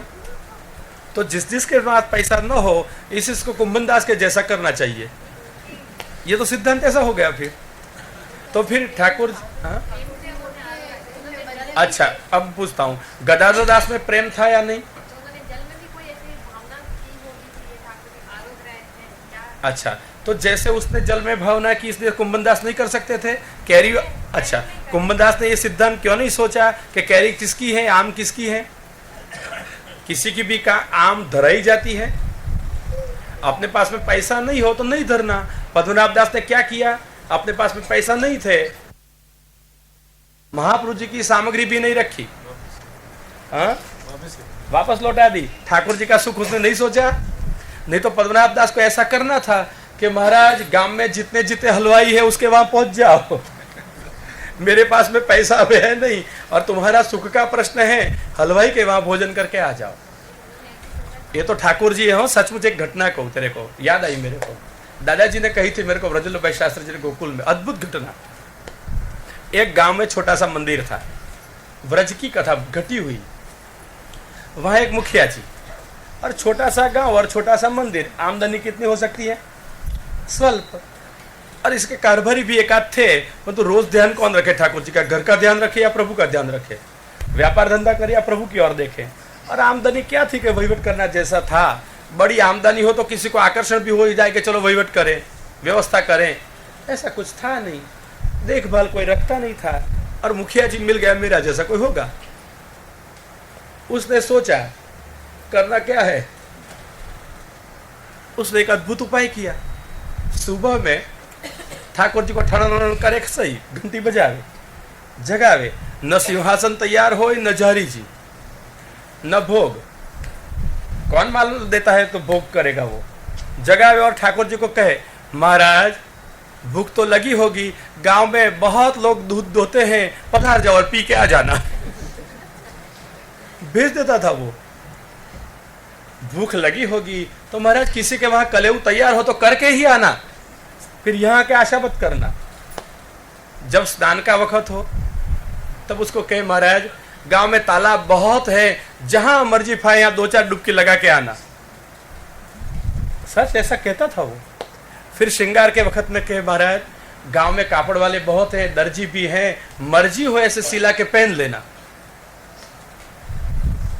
आभूषण तो आपको क्या धरावे, गांव में सुनार बहुत कुछ है ना, जो कुछ चाहिए वो ले लेना।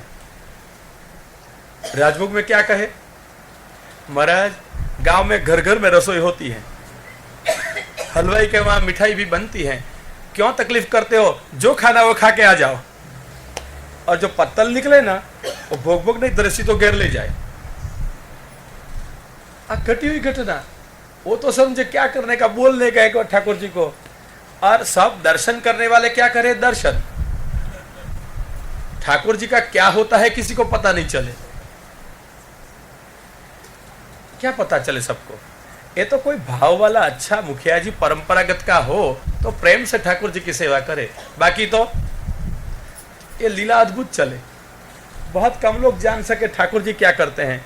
दर्शन करने वाले तो इतना समझे, हम अस्त्री बंद कपड़े से आते और ठाकुर जी भी ठस्सा से खड़े हैं, जय गोवर्धन नाथ, हम भी खुश आप भी खुश, हे महाराज रुपया दे सकते हैं, प्रसाद ले सकते हैं, आप भी प्रसन्न रहो हम भी प्रसन्न रहें।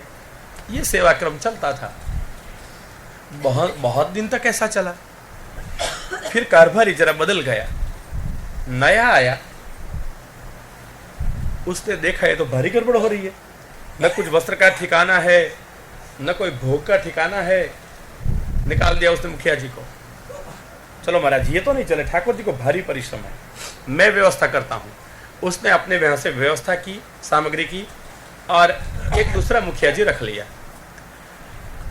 अद्भुत ठाकुर जी थोड़े दिवस हो गए ना, उसने स्वप्न दिया वो कारभारी को, तूने मेरे को भारी दुखी कर दिया। क्या महाराज क्या दुख दिया? ये तूने मेरे को कैद पकड़ लिया। अच्छा था पहला वाला मुखिया, नहीं आओ खाइया आओ, मैं सब जगह दौड़ता था, इसको वापस ले आ। और सचमुच ये मुखिया को जब वापस लाए फिर वही क्रम चला, जाओ महाराज स्नान करके आना, जाओ महाराज भोजन करके आना। प्रसन्न हो गए मुखिया जी और प्रसन्न हो गए ठाकुर जी। ये तो अद्भुत लीला है, मैदानी पुष्टि है। जहाँ खेलना कूदना हो महाराज खेलते हैं कूदते हैं, कौन इसको रोक सके। यह है स्वतंत्र स्वतंत्र पुष्टि।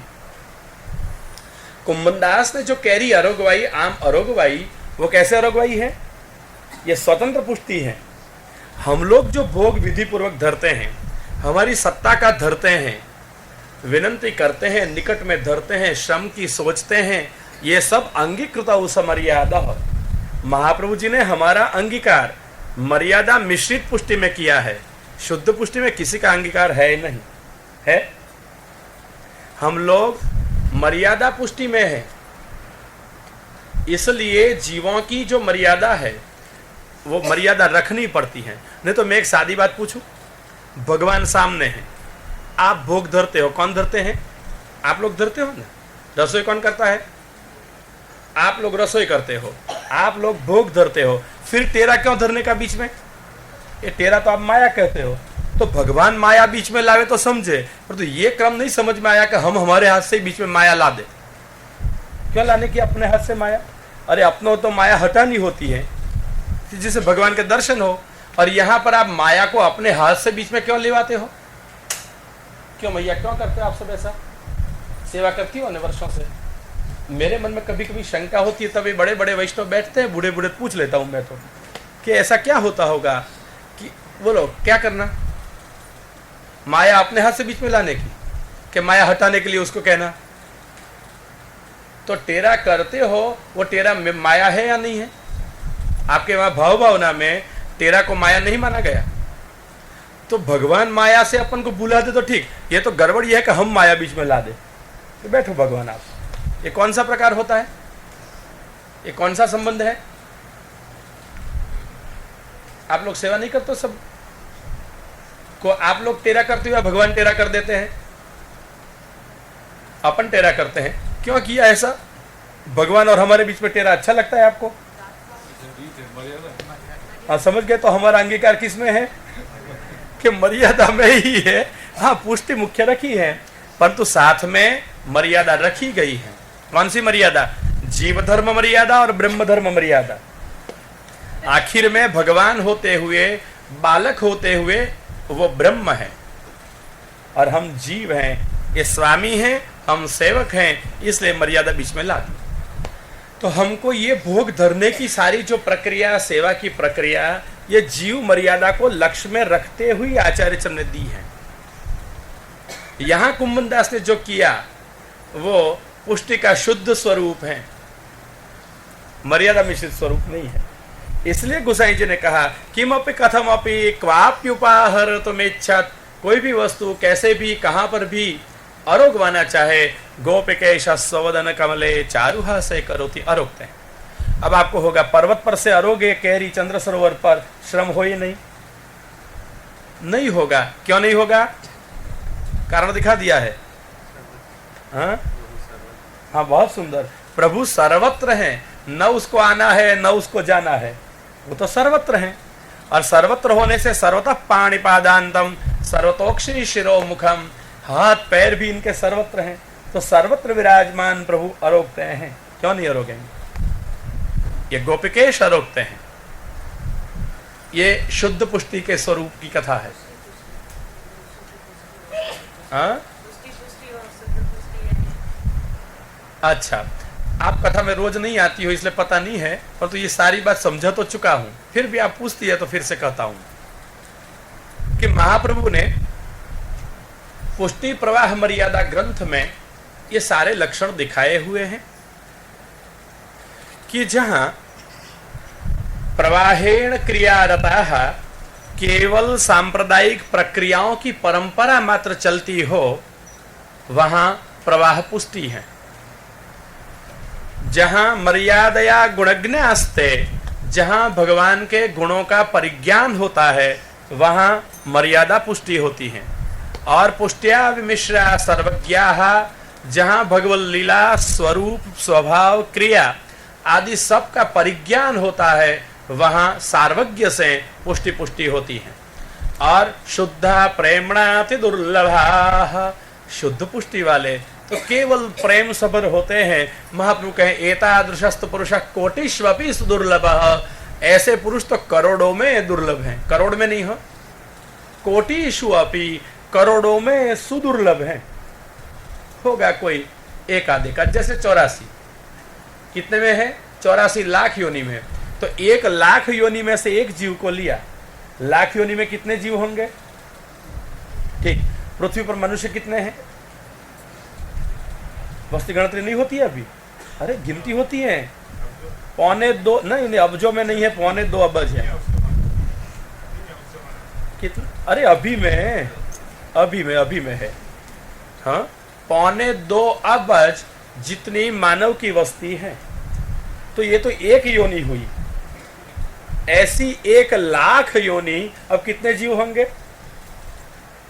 इन सारे जीवों में से ये शुद्ध पुष्टि वाला महाप्रभु जी ने चुन निकाला। निर्गुण भक्त कहती हो ना वार्ताओं में, कैसे भक्त हैं वो? हाँ, निर्गुण भक्त। कितने मिले? 1 लाख योनि में कितने जीव होंगे? मनुष्य योनि में 2.25 अबज, तो बाकी नहीं, कितनी योनि बाकी रही? 99,999 योनि बाकी रही। तो मिलके कितने होंगे जीव? अब एक योनि का हिसाब तो अपनी अपनी सरकारों ने वस्ती गिनती के मुताबिक किया होगा, परंतु ये जीव जंतु के हिसाब कौन की सरकार करेगी? और ये कुल जीव कितने होंगे, जिसमें से महाप्रभु ने एक जीव प्रतिनिधि रूप के ले लिए। माटे शुद्ध पुष्टि वाले जीव कैसे हैं? सुदुर्लभ, सुलभ नहीं है, अत्यंत दुर्लभ हैं। ये पुष्टि के जीव, शुद्ध पुष्टि के जीव सुलभ नहीं है। इसलिए हमारा सबका अंगीकार प्रायः करके, अपवाद रूप कोई होंगे भी, इसलिए मैं कहता हूं प्रायः करके मर्यादा पुष्टि में है। पुष्टि मुख्य और मर्यादा गौण। और अपन को प्रयत्न करना चाहिए पुष्टि के लिए, भगवान के स्वरूप को जाने, भगवान की लीला को जाने, इसलिए प्रयत्न करना चाहिए सार्वज्ञ के लिए। सार्वज्ञ मतलब यहाँ जो ज्ञानी लोग सर्वज्ञता कहते हैं, ये सर्वज्ञता के लिए नहीं, परंतु भगवान और भगवान की लीला, भगवान का स्वरूप और भगवान का स्वभाव, भगवान की इच्छा, ये सब कुछ हम जान सकें, इसलिए करना चाहिए हमारा प्रयत्न। तो भगवान जरूर वहां जहां ये शुद्ध पुष्टि है, जहां प्रेम से भगवान को धराया गया है, वहां जहां पुष्टि मार्गीय निष्ठा है, कायवांग मनसा जहां स्थिति है, स्थिरता है, शरीर से हम आचारों से पुष्टि मार्ग में स्थिर हैं, विचारों से पुष्टि मार्ग में स्थिर हैं, और वाणी से भी पुष्टि मार्ग में स्थिर हैं, वहां जो कोई वस्तु, जो कोई समय में, जो कोई स्थल में, जो कोई रीत से आप धरोगे, साक्षात गोपिकेश आरोगेंगे। इसलिए भगवान के आरोग्य की मर्यादा दिखाई गई पुष्टि में भी। इसलिए कहां आरोगते होंगे पता नहीं, सोचना इतनी वस्तु मिले तहां आरोगेंगे। इसलिए यदि अपक्व अवस्था में घर का त्याग किया तो महाप्रभु ने कहा आपको दोष लगेगा, दुस्संसर्गा तथान्नतः, दुस्संग लगेगा क्योंकि हम हमारे जैसे के साथ ही संग करेंगे, और ये अन्न दोष लगेगा। प्रसाद के दिखाई देने में भी कहां प्रभु आरोगते होंगे, कहां नहीं आरोगते होंगे, कौन सा विवेक लाओगे। महाप्रभु और गुसाई जी के काल में भी ऐसा था, भगवान नहीं आरोगते थे, कई दोष लगते थे। हम मैं गप्पे नहीं मारता हूं, आप वार्ता को देख सकते हो। है कोई वार्ता ऐसी? हाँ बोलो, कहाँ? वैष्णव ने भोग दिया, ठाकुर जी ने हाँ देखो, एक साधारण प्रसंग आपने कहा, और जगन्नाथ जी वाला प्रसंग, ठीक है। ठाकुर जी को भोग धरा, ठाकुर जी ने लात मार के थाल निकाल दिया। दो चार प्रसंग आपको मिलेंगे, उसको भाव हुआ, कपड़े पहन के ठाकुर जी आरोगते तो छू नहीं जाएंगे। दूसरा को हुआ, ठाकुर जी ये अपनी शैया भी नहीं संभाल सकते हैं, ये प्रसंग है ना सारे। तो ये सारे प्रसंग में ठाकुर जी ने लात मार के थाल खिसक दिया है ना। दूसरे भी प्रसंग कहूं, हाँ वो ठीक है, मैं तो पुष्टि मार्ग की बात कर रहा हूं अभी। तो अब दूसरे दुर्योधन मर्यादा में है, अब मर्यादा भक्ति में तो नहीं है, वो तो दोष में गिना गया है, इसलिए प्रवाह में है। उनके वहां तो आरोग्य नहीं, स्वाभाविकता है। परंतु दूसरे की बात सोचे, दो वैष्णव लालदास और उनके साथ जो गुसाई जी ने करवा दिया था, वो घूमते घूमते आए कोई गांव में, वैष्णव का मंडान था ये जमाने में। कौन शंका करेगा ठाकुर जी नहीं रोकते होंगे, सब भोजन के लिए बैठे थे, और वैष्णव आए तो कौन भूखा जाने देंगे। आग्रह किया बैठो, प्रसाद लेना ही पड़ेगा। तो जो लालदास जी थे वो तो तन्मय दशा वाले थे, ना नहीं कही, दोनों रुक गए। परंतु जैसे पत्तल पर आकर के बैठे, लालदास जी ने देखा वहां जंतु हिलचल कर रहे हैं, पत्तल में अन्न नहीं जंतु देखे, खड़े हो गए, चले गए। साथ वाला था, उसको लगा, उसको व्यवहार का भान ही नहीं है। ये जो लोग बहुत भक्ति करें ना, व्यवहार बिना के हो जाते हैं। हाँ, आजकल की प्रचलित भाषा में उसने भी कह दिया और कहा ये भक्ति करने वाले लोग को व्यवहार कभी आवे नहीं, मर्जी में हो ऐसा करे। इतने वैष्णव का मान रखते नहीं। वैष्णव को कितना दुख लगेगा। आजकल की हमारी जो वैष्णव भावना थी वो जमाने में थी, हाँ, कि वैष्णव को कैसे दुख पहुंचावे, वैष्णव का अपराध लगेगा, क्या करें। ये वैष्णव कितने निराश हो जाएंगे, नाराज हो जाएंगे। और एक दो नहीं, कितना सारा समुदाय मंडान, कितने वैष्णव होंगे उसमें, तो 100-200 तो होंगे ना। ये 200 वैष्णव का अपमान करना या मान रखना। सबने आग्रह किया था रुको, नहीं जाने देंगे आपके जैसे को, और लालदास जी उठ के चले गए। उसने नहीं भोजन किया, नहीं प्रसाद लिया, वो बैठ रहा, उसने खाया। फिर क्या हुआ, जानती हुई कथा है ना। क्या हुआ फिर, क्या हुआ फिर? हाँ, यही वार्ता पढ़ने में से बाहर निकल गई, अच्छा हुआ है। क्या हुआ फिर, आपको पता नहीं है किसी को? घर जाके वार्ता फिर देख जाना। अशुद्धि आ गई मन में, इसलिए भगवती के प्रति अभाव हो गया। ये तो फिर इनके पीछे पीछे चला, मुंह में रज उड़ के पड़ी ये भगवती की, तब भान ठिकाने आया, मैंने क्या किया, वमन हो गया, अन्न बाहर निकल गया, तब परिताप हुआ। पूछा क्यों ऐसा किया था, तब लालदास ने कहा कन्या विक्रय का अन्न था, ठाकुर जी नहीं आरोगे थे। भोग तो धरा था, ठाकुर जी नहीं आरोगे थे, इसलिए मैंने प्रसाद नहीं लिया था। लो, ये ठाकुर जी नहीं आरोगे हैं, किसको परिज्ञान होता है? हम तो माने कि भोग धरे तो आरोग लिया। ये तो एक परिज्ञान था इन लोगों को कि जिनमें ये तन्मय अवस्था थी, तादृशी थे, जानते थे।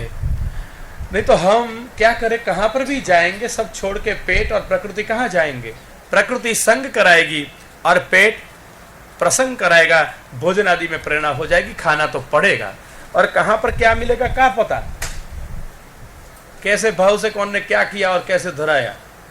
और ऐसी वस्तु पेट में आ गई तो फिर बुद्धि शुद्ध रहेगी, मन शुद्ध रहेगा।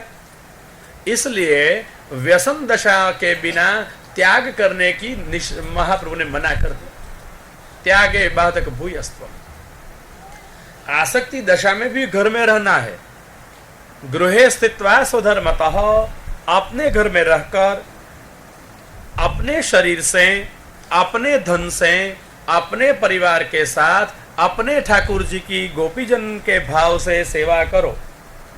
यथासंभव वर्णाश्रम धर्म का पालन करते हुए सेवा को गुप्त रखो और वर्णाश्रम धर्म को ही बाहर प्रकट करो। यह है महाप्रभु जी का सिद्धांत स्वारस। अब व्यसन दशा है तो बीज दृढ़ हो चुका है, अब कोई संभव नहीं है आपके इधर उधर हो जाने का। अब आप मार्ग नहीं बदल सकते हो, आप मार्ग से बाहर नहीं निकल जाओगे। अब आपको घर भयानक है, अब घूमते फिरो, स्थिर हो गए आप, अथवा घर में रहकर सेवा करो जो भगवत इच्छा। दृढ़ता से अब सेवा होगी। मन में अब कालुष्य आने का, दोष आने का कोई संभव नहीं। ये दृढ़ बीज है व्यसन दशा में। व्यसन क्या है बताऊं? चाय पीती हो? अच्छा, ये बहन जी चाय पीती है, आप पीते हो? अच्छा, सब चाय पीते हो अभी भी? आप पीती हो? अच्छा, आप पीती हो चाय? नहीं पीती हो, हमेश की छोड़ दी। आप पीते हो? अच्छा, आप सब? हमने कथा में कितनी दफा कहा आप चाय पीती हो? अच्छा, आप सब पीते हो? तो चाय प्रसादी ही पीते हो ना? कितने मैंने दोष दिखाए थे। भागवत में कहा था वो कली का वास स्थान है, मध्य के प्रसंग में। दूसरी बात कही थी ये वारुणी है, कैफ कराने वाली, वरुण एवं जल की मुख्यता वाली। त्रिजु विज्ञान की दृष्टि से सोचे तो कैसी है? चाय में कौन सा जहर है? टेनिन। हाँ, टेनिन है। तो जहर पिए उसको कौन सा दोष लगे?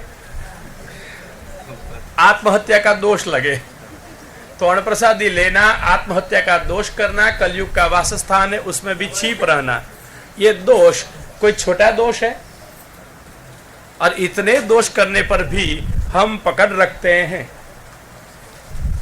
अलबत् दोष का ही संग्रह करना हो तो पकड़ रखो, नहीं तो आज से क्या करना चाहिए? अब अंतिम दिवस में तो कुछ प्राप्त होना चाहिए। क्या करना चाहिए? क्या करना चाहिए? हाँ, क्या है? हाँ, नहीं पीनी चाहिए। और पीते हो तो छोड़ दो। पर तो छोड़ देने से क्या होगा? वो कहते सिर में दर्द हो जाएगा। तो मतलब कि जो लोग चाय नहीं पीते हैं उसके सिर में दर्द ही रहता होगा। कम से कम मेरे को तो नहीं लगता है। आपको लगता है आप नहीं पीते हो तो? नहीं लगता है। आपको लगता है नहीं पीती हो तो? देखो उसने अभी छोड़ दी है। सिद्धांत है ना, समझ में सिद्धांत आ गया तो छोड़ दी, बराबर है। तो छोड़ दे तो कुछ होता तो नहीं है। हाँ, हमारी मन की दुर्बलता है इसलिए सब कुछ होता है। हमारी मन की दृढ़ता हो जाए तो कुछ नहीं होता है। तो दृढ़ होना है या दुर्बल रहना है? दृढ़ होना है तो क्या करना है? अरे निर्णय करना है पहले, तो पची छूट जाएगी। पहले छोड़ने जाओगे तो चाय भी जाएगी, आप भी जाओगे, चैन नहीं पड़ेगा। अच्छा, समय होगा तो क्या याद आएगा? स्मरणम भजनम चापी न त्याज्य। महाप्रभु के स्मरण और भजन मत छोड़ो, और हम कहते हैं चाय मत छोड़ो। चाय मत छोड़ो ये हमारा सिद्धांत है, और भजन और स्मरण न छोड़ो ये महाप्रभु का सिद्धांत है। अब 3 बजे या 9 बजे जब भी आपका चाय का समय हो, चाय नहीं मिले तो कौन याद आएगा?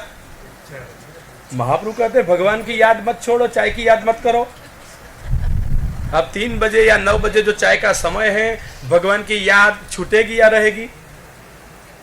क्या होगा बोलो? हाँ, भगवान की याद छूटेगी। तो महाप्रभु जी की आज्ञा का पालन किया या अवज्ञा की? अवज्ञा की। गुरु की आज्ञा की अवज्ञा करना वो पुण्य है या पाप या अपराध है? अपराध है। करना चाहते हो ना सब? तो महाप्रभु ने कहा स्मरण मत छोड़ना, पर तो चाह समय पे नहीं मिली तो भगवान का स्मरण छूट जाएगा, चाय का स्मरण शुरू हो जाएगा। तो क्या करोगे अब आप? हाँ, आप मेरे चाय से कोई दुश्मनावटी नहीं है, आपको जो कुछ करना है वो करना, पर तो सिद्धांत समझ के करना। आप पियोगे नहीं पियोगे तो मेरी कोई चाय की एजेंसी है नहीं। इसलिए अथवा कोई एजेंसी वाला के साथ मेरा कोई ऐसा दुश्मनी का प्रसंग नहीं है कि मैं ऐसा प्रचार कर दूं कि बेचारी की टूट जाए। परंतु यहाँ हम हमारे संप्रदाय से टूट और छूट नहीं जाए, इतना जरूर चाहता हूं, इसलिए आपसे दिखा रहा हूं। अच्छा, चाहे न मिलने पर एक व्यसन है। व्यसन का अर्थ है संकट। व्यसन शब्द का अर्थ क्या है? संकट। वी आसनम, ये कौन सा अर्थ हुआ शब्द का? शब्द के अर्थ करने की कितनी रीत है? 3। कौन सी? हाँ, बहुत सुंदर। योग रूढ़ और योग रूढ़, क्या कहते थे आप? ना, ये तो इनको आवे सब। योग रूढ़, व्याकरण तो है ही, पर योग रूढ़ और योग रूढ़ 3 प्रकार से शब्द के अर्थ होते हैं। इनमें से व्यसन शब्द का अर्थ किया वो कैसा हुआ? वी असनम, ये कैसा अर्थ हुआ? ये कैसा प्रकार? रूढ़ है, अयोग है। क्यों योग क्यों है?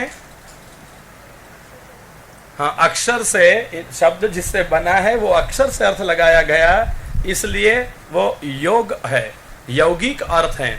तो वी असनम विशेषेण असनं क्षेपणम चित्तस्य मनसः येन तद व्यसनम। विशेष प्रकार से चित्त या मन जो खींच के ले जाए उसका नाम व्यसन। हम चाहते हैं या नहीं, चाह हमारा मन खींच के ले गई उसका नाम व्यसन। आप चाहती हो कि मन भगवान से दूर जाए, तो फिर चाय याद आई तब गया कि नहीं, इसलिए व्यसन। किसका व्यसन होता है? कौन कौन से व्यसन होते हैं? हाँ, वो पीने का, खाने का होता है ना, जात जात के व्यसन लोग को होते हैं, और ये सारे व्यसन चित्त को अपने में खींच के ले जाते हैं। तो ये व्यसन जितने लौकिक हैं वो सब बाधक हैं। भगवान में अगर व्यसन होगा साधक हो जाएगा। जहां अपना चित्त खींच के भगवान में, भगवान खींच ले या पहुंच जाए, यह है व्यसन। फिर चित्त भगवान में ही लगा रहेगा, बार बार भगवान में ही पहुंच जाएगा। कितना भी प्रयत्न करे वापस लौटाने का, चित्त वापस नहीं आएगा। यह व्यसन दशा है, बार बार चित्त वहां लगा रहेगा। यह कृतार्थता है। जब यह स्थिति आ जाए तब तक हमको अवश्य सावध रहना पड़ता ही है। और व्यसन के बाद जब भगवान कृपा करते हैं तब सिद्ध करते हैं हमारे लिए फल दशा। और फल दशा में भगवान प्रदान करते हैं सर्वात्म भाव का। सर्वात्म भाव तब सिद्ध हो जाता है। और यही सर्वात्म भाव में जो भगवान आज तक सर्वत्र सर्वदा रहने पर भी हमको न दिखाई देते थे, न हमको अनुभव होता था, वो ही भगवान इत कृष्ण उत कृष्ण, आगे कृष्ण पाछे कृष्ण, सर्वत्र भगवान भगवान भगवान ही दिखाई देंगे। आभास नहीं, कल्पना का भगवान नहीं, बुद्धि से मात्र साधारण रेखांकनों से दिखाई देता हुआ भगवान नहीं। ये तो फल दशा है। आरंभ दशा में ऐसी कुछ कल्पनाएं, भावनाएं, आभास सब कुछ हो सकता है, भगवान दे सकते हैं, समर्थ हैं, जीव कर भी सकता है, कुछ भी होगा।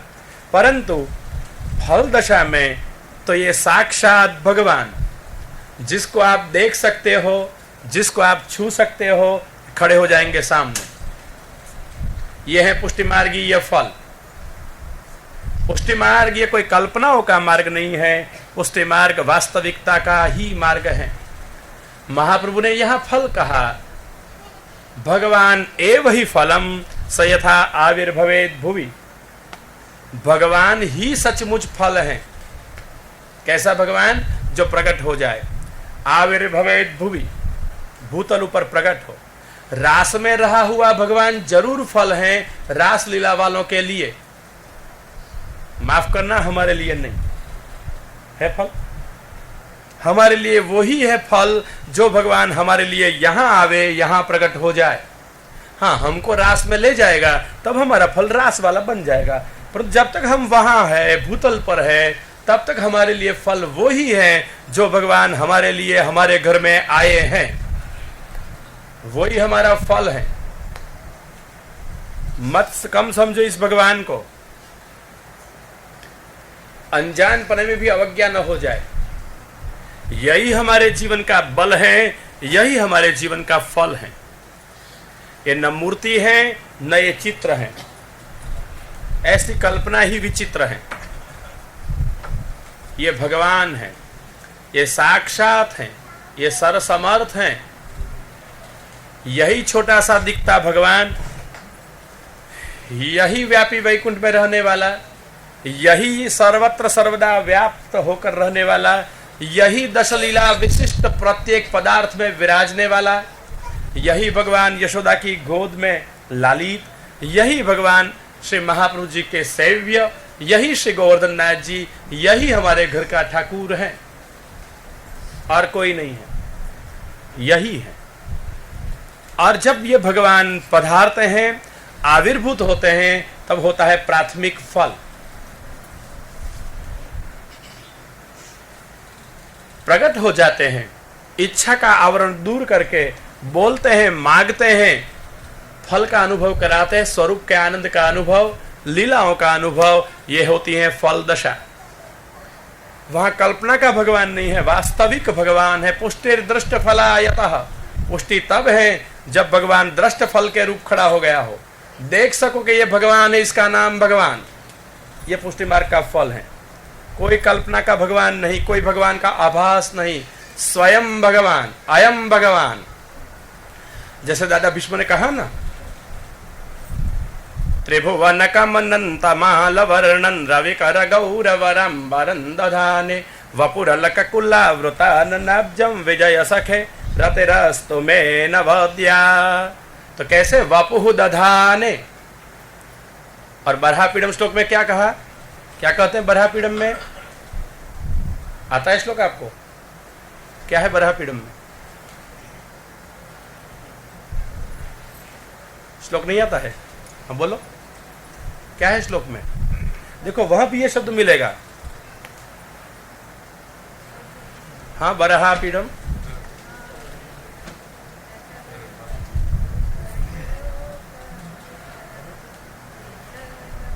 यहां पर जो मिला ना, बोल रही है इसमें कि बरहापीडम नटवर वपु कर्णयोः कर्णिकारम बिभ्रद्वास।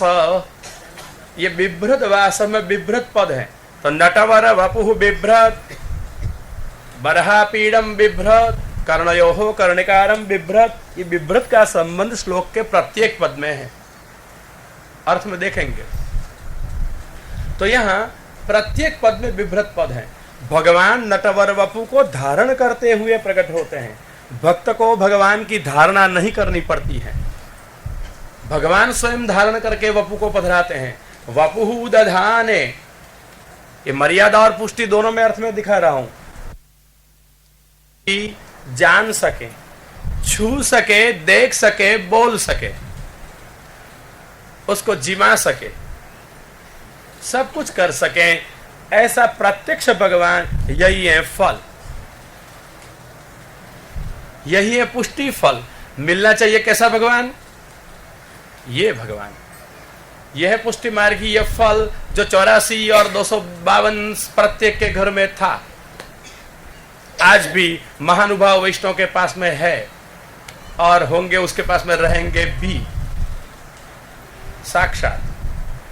ऐसे नहीं कि आज दिखाई दे और कल अदृश्य हो जाए ये भगवान, ये तो नहीं। पुष्टि मार्ग स्थिरता का मार्ग है, यहां स्थिर भाव से स्थिर भगवान मिलते हैं।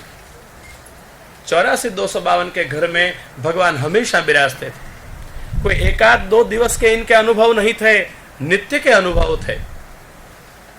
नित्य मांगते थे, नित्य रोकते थे, नित्य का सा अनुभव था। यही है फल, यही है पुष्टि मार्ग का भगवान।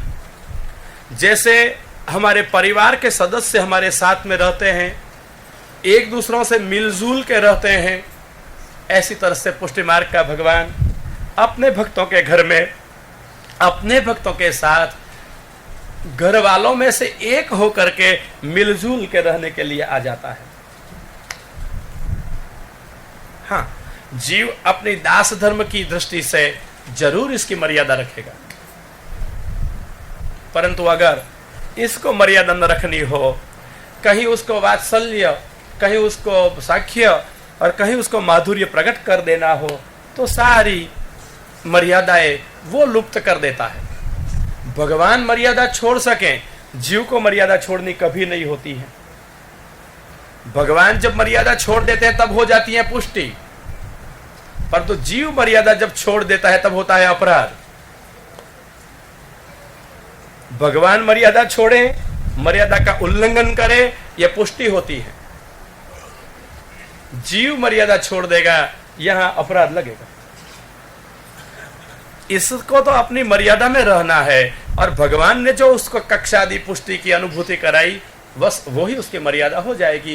कहां दास्य, कहां वात्सल्य, कहां सख्य, कहां तो माधुर्य, चार में से कोई एक भाव में भगवान जो भी देंगे, इसमें उसकी स्थिति हो जाएगी, वहां स्थिरता हो जाएगी। इसलिए फिर से मैं कहूं, पुष्टि मार्ग ये जीवों का मार्ग है ही नहीं।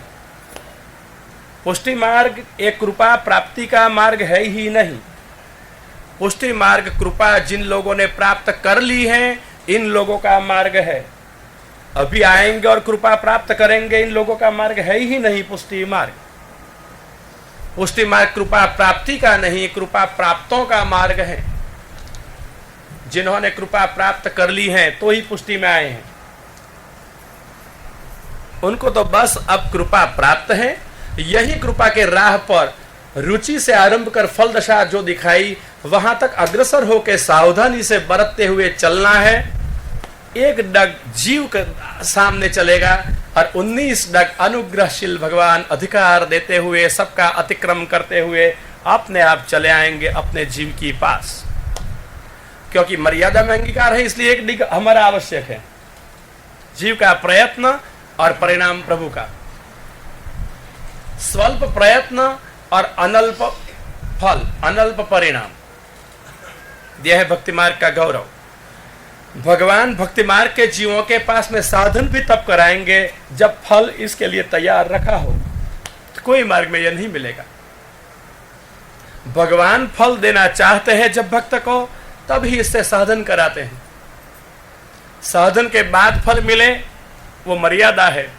जहां फल पूर्व से ही तैयार हो और फिर साधन करो, उसका नाम पुष्टि है। आपका फल रूप भगवान घर में तैयार है, मिल चुका है, और इनके लिए आप करते हो साधन, सेवा, कथा। ये सेवा और कथा से प्रसन्न हो जाएगा। अपनी इच्छा के आवरण में विराजमान है, इच्छा का आवरण हटा देगा, ये परम फल रूप भगवान प्रकट हो जाएंगे। निरावरण भगवान बोलने लग जाएंगे, अनुभव हो जाएगा। ये है सारी प्रक्रिया। जहां पुष्टि मार्ग जीव के चलने का मार्ग, मैं फिर से कहता हूं, नहीं है। पुष्टि मार्ग वो है जहां भगवान चलते चलते अपने भक्त की पास में आ जाते हैं।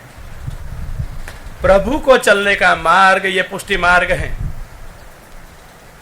जीव तो चल चल के कितना चलेगा, कहां पहुंच जाएगा, भगवान पहुंचाएगा तो मिल जाएगा। इसलिए प्रभु चलेंगे, प्रभु पधारेंगे, यही मार्ग हमारा पुष्टि भक्ति मार्ग है। जिस राह पर निश्चित बनो, निश्चिंत रहो, जरूर एक दिवस अगर हम अड़े रहेंगे, हमारे पुष्टि प्रभु जरूर पधारेंगे। अगर न पधारना होता, क्यों हमको पुष्टि मार्ग में ले आता? जरूर पधारेंगे। आवश्यकता है हम हमारी आचार्यों की यही शास्त्र मर्यादा में अड़े रहे, जो आचार्य जी ने हमको दी हैं, आचार्य जी ने हमको दिखाई है। और यह आचार्य मर्यादा में रहते हुए जब हम घर घर में सत्संग और घर घर में घर सेवा करते चलेंगे, सच्चे अर्थ में घर घर में वैष्णवता पनपती रहेगी। घर घर में ठाकुर जी खेलते होंगे, न खोजना होगा, व्रज न खोजना होगा, वैकुंठ अपना घर ही सब कुछ बन जाएगा। गोकुल के नारी ने जैसे घर में ब्रज किन हो, वन किन हो, सब लीलाओं का अनुभव अपने घर में किया। 84,252 को भी प्रभु ने अपने अपने इनके घरों में ही सानुभव कराया। ये सानुभव ही इनकी फलदशा है। इसलिए पुष्टि मार्ग का भगवान ये पुष्टि मार्गस्थों को जरूर अनुभव कराता है। इधर उधर कहीं अनुभव करा दे भगवान तो ये तो स्वतंत्र है, पुष्टि के मैदान में खेल कूद कर लेता है। परंतु निश्चित रूप से स्थायी रूप से अगर मिलना हो तो पुष्टि भक्ति मार्ग जो श्री वल्लभाचार्य चरणों ने दर्शाया वहां ही भगवान मिल सकता है। वहां हमारा कर्तव्य है शास्त्रम अवगत्य मनोवाग देहि कृष्ण सेव्य।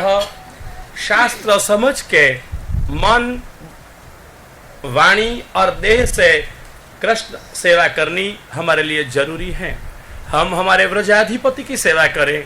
ये व्रजाधिपति मधुराधिपति हैं। मधुरा श्रीमद राधा तस्याह अधिपति ही मधुराधिपति ही।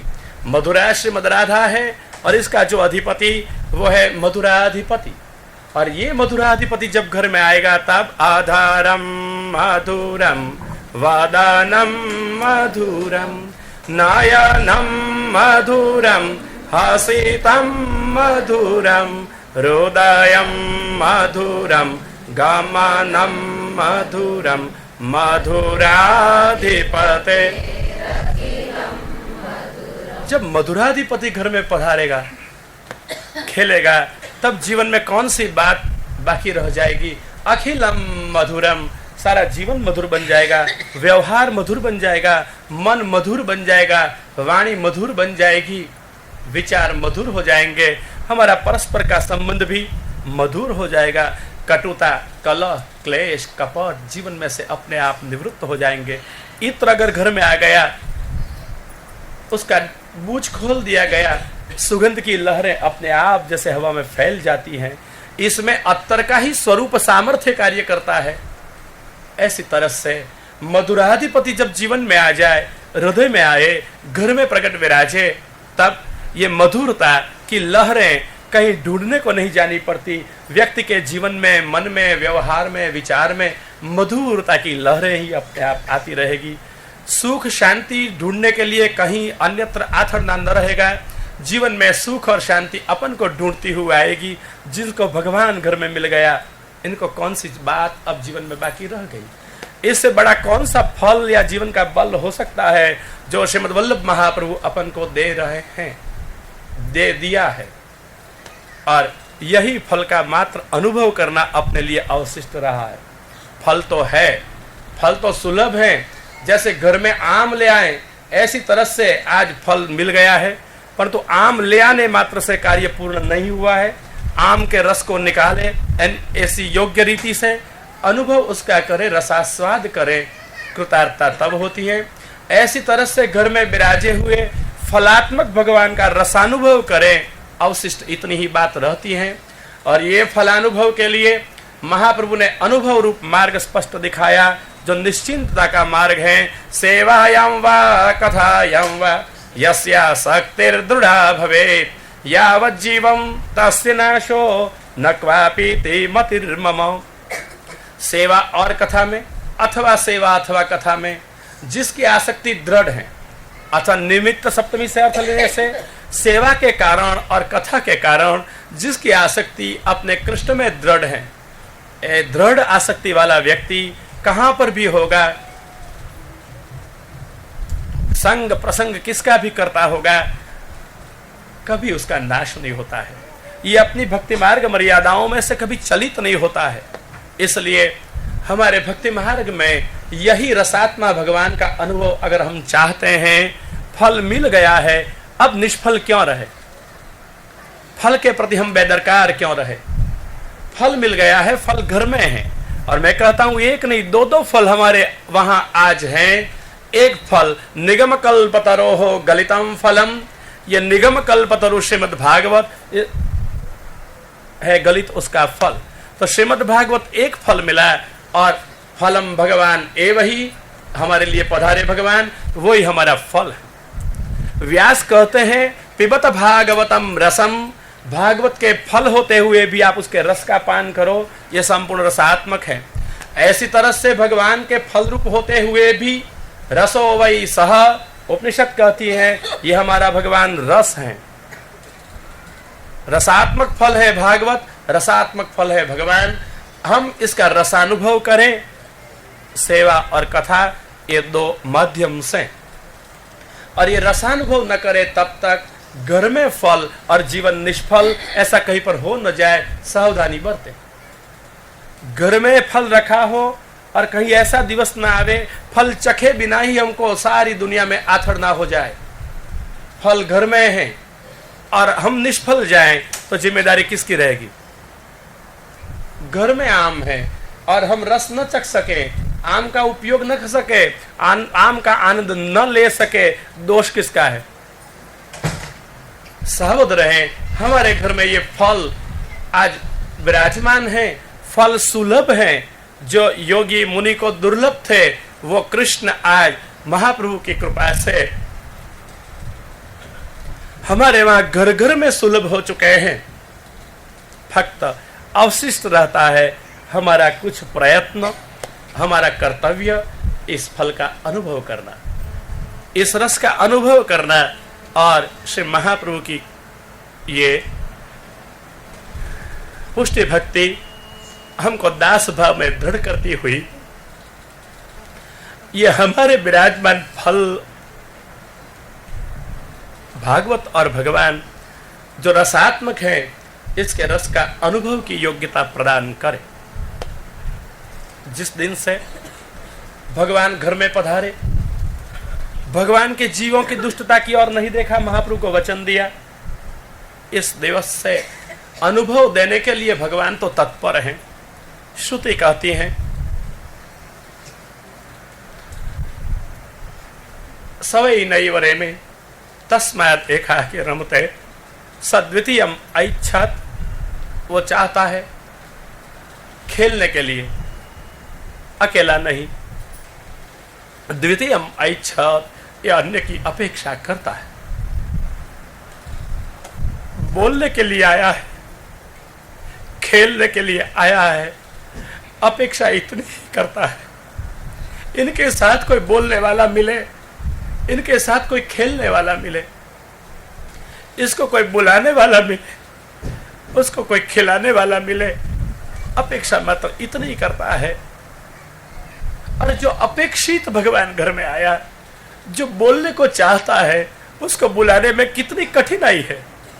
जो व्यक्ति ने संकल्प कर लिया हो कि मुझे बोलना नहीं, उसको बुलाने में कुछ कठिनाई है। परंतु जो तय करके आया कि मुझे बोलना है, मैं बोलने के लिए आया हूं, जो तय करके आया कि मैं खेलने के लिए ही आया हूं, फिर उसको बुलाने में, खिलाने में कौन सी कठिनता है? यह है सरलता पुष्टि मार्ग की, जहां भगवान स्वयं पधारे हैं, परंतु दूर दूर हम इनसे भटकते रहते हैं। हमारे व्यवहारों में, हमारे व्यवसायों में, हमारे कार्य में भगवान को गौण बनाकर, भोग को मुख्य बनाकर जब तक इससे दूर दूर रहे, पास में रहकर भी यह दूर ही दूर रहता है। उपाय यही है, हम तन से, धन से, मन से इनकी सन्मुख रहें।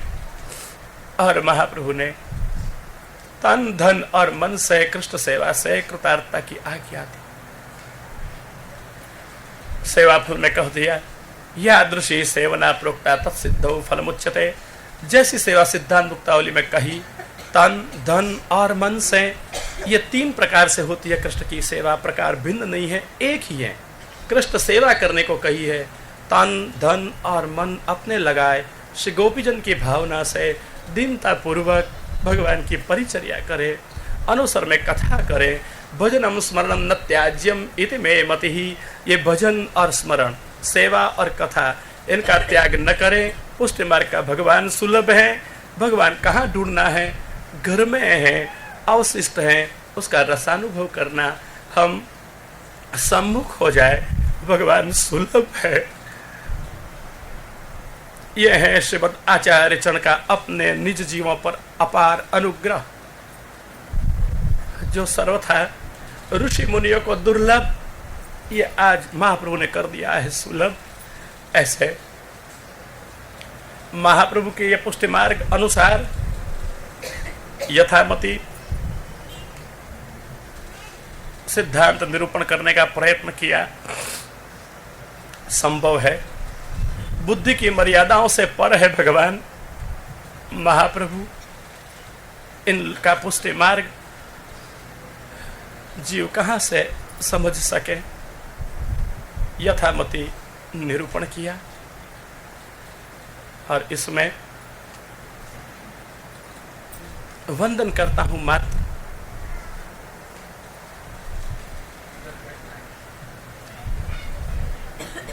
ब्रह्मादि दुर्लभ कथम राधा मानापनोदकम कृष्णम तद अनुग्रहैकलभ्याम भक्तिं च नुमस्तदीयांश्च।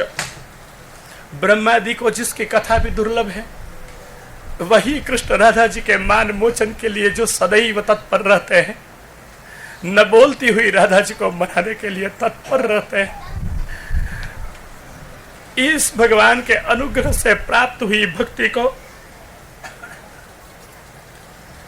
इसके अनुग्रह को नुमस्तदीयांश्च, जिसने अनुग्रह प्राप्त कर लिया हो, इन भक्तों को 84,252 और वर्तमान को भी मैं सप्रश्रय दंड प्रणाम करता हूं।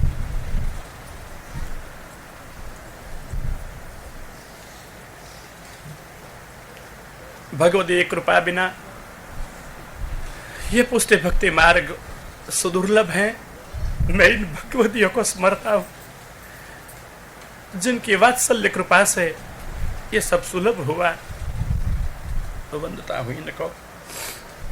प्रतिपल जो विराजमान हृदय में आचार्य जी कह रहे हैं, ये आचार्य जी को भी दंडवत करता हूँ। गोसाई जी और श्री यमुना महारानी जी को भी प्रणाम करता हूँ। और परोक्ष में होते हुए भी जिसकी सन्निधि में नित्य ठाकुर जी ने ये दर्शन शास्त्रों का कराया, ये मेरी गौशाला भगवत मंडली, इनके सदस्यों को भी भगवत स्मरण निवेदन करता हूँ। और यहाँ महीना तो मेरे पास में शक्य ही न हो सकता, कहाँ लक्ष्मीबेन का संकल्प कई वर्षों से था, मुझे कहा ही करती थी, मेरे लिए शक्य नहीं था। समय के अभाव में, संयोगों के कारण, कथा प्रसंगों के कारण उसकी सुदृढ़ निष्ठा वहां ले आई, उसको परिवार का प्रेम ले आया। और भगवान ही सचमुच कहूं तो ले आए, जो वर्तमान शासन की पद्धति में आना ही अशक्य, वो जैसे के तैसे सत्यम परम निर्वाह करने की मेरी एक वृत्ति थी, वही संभालते हुए ले आए।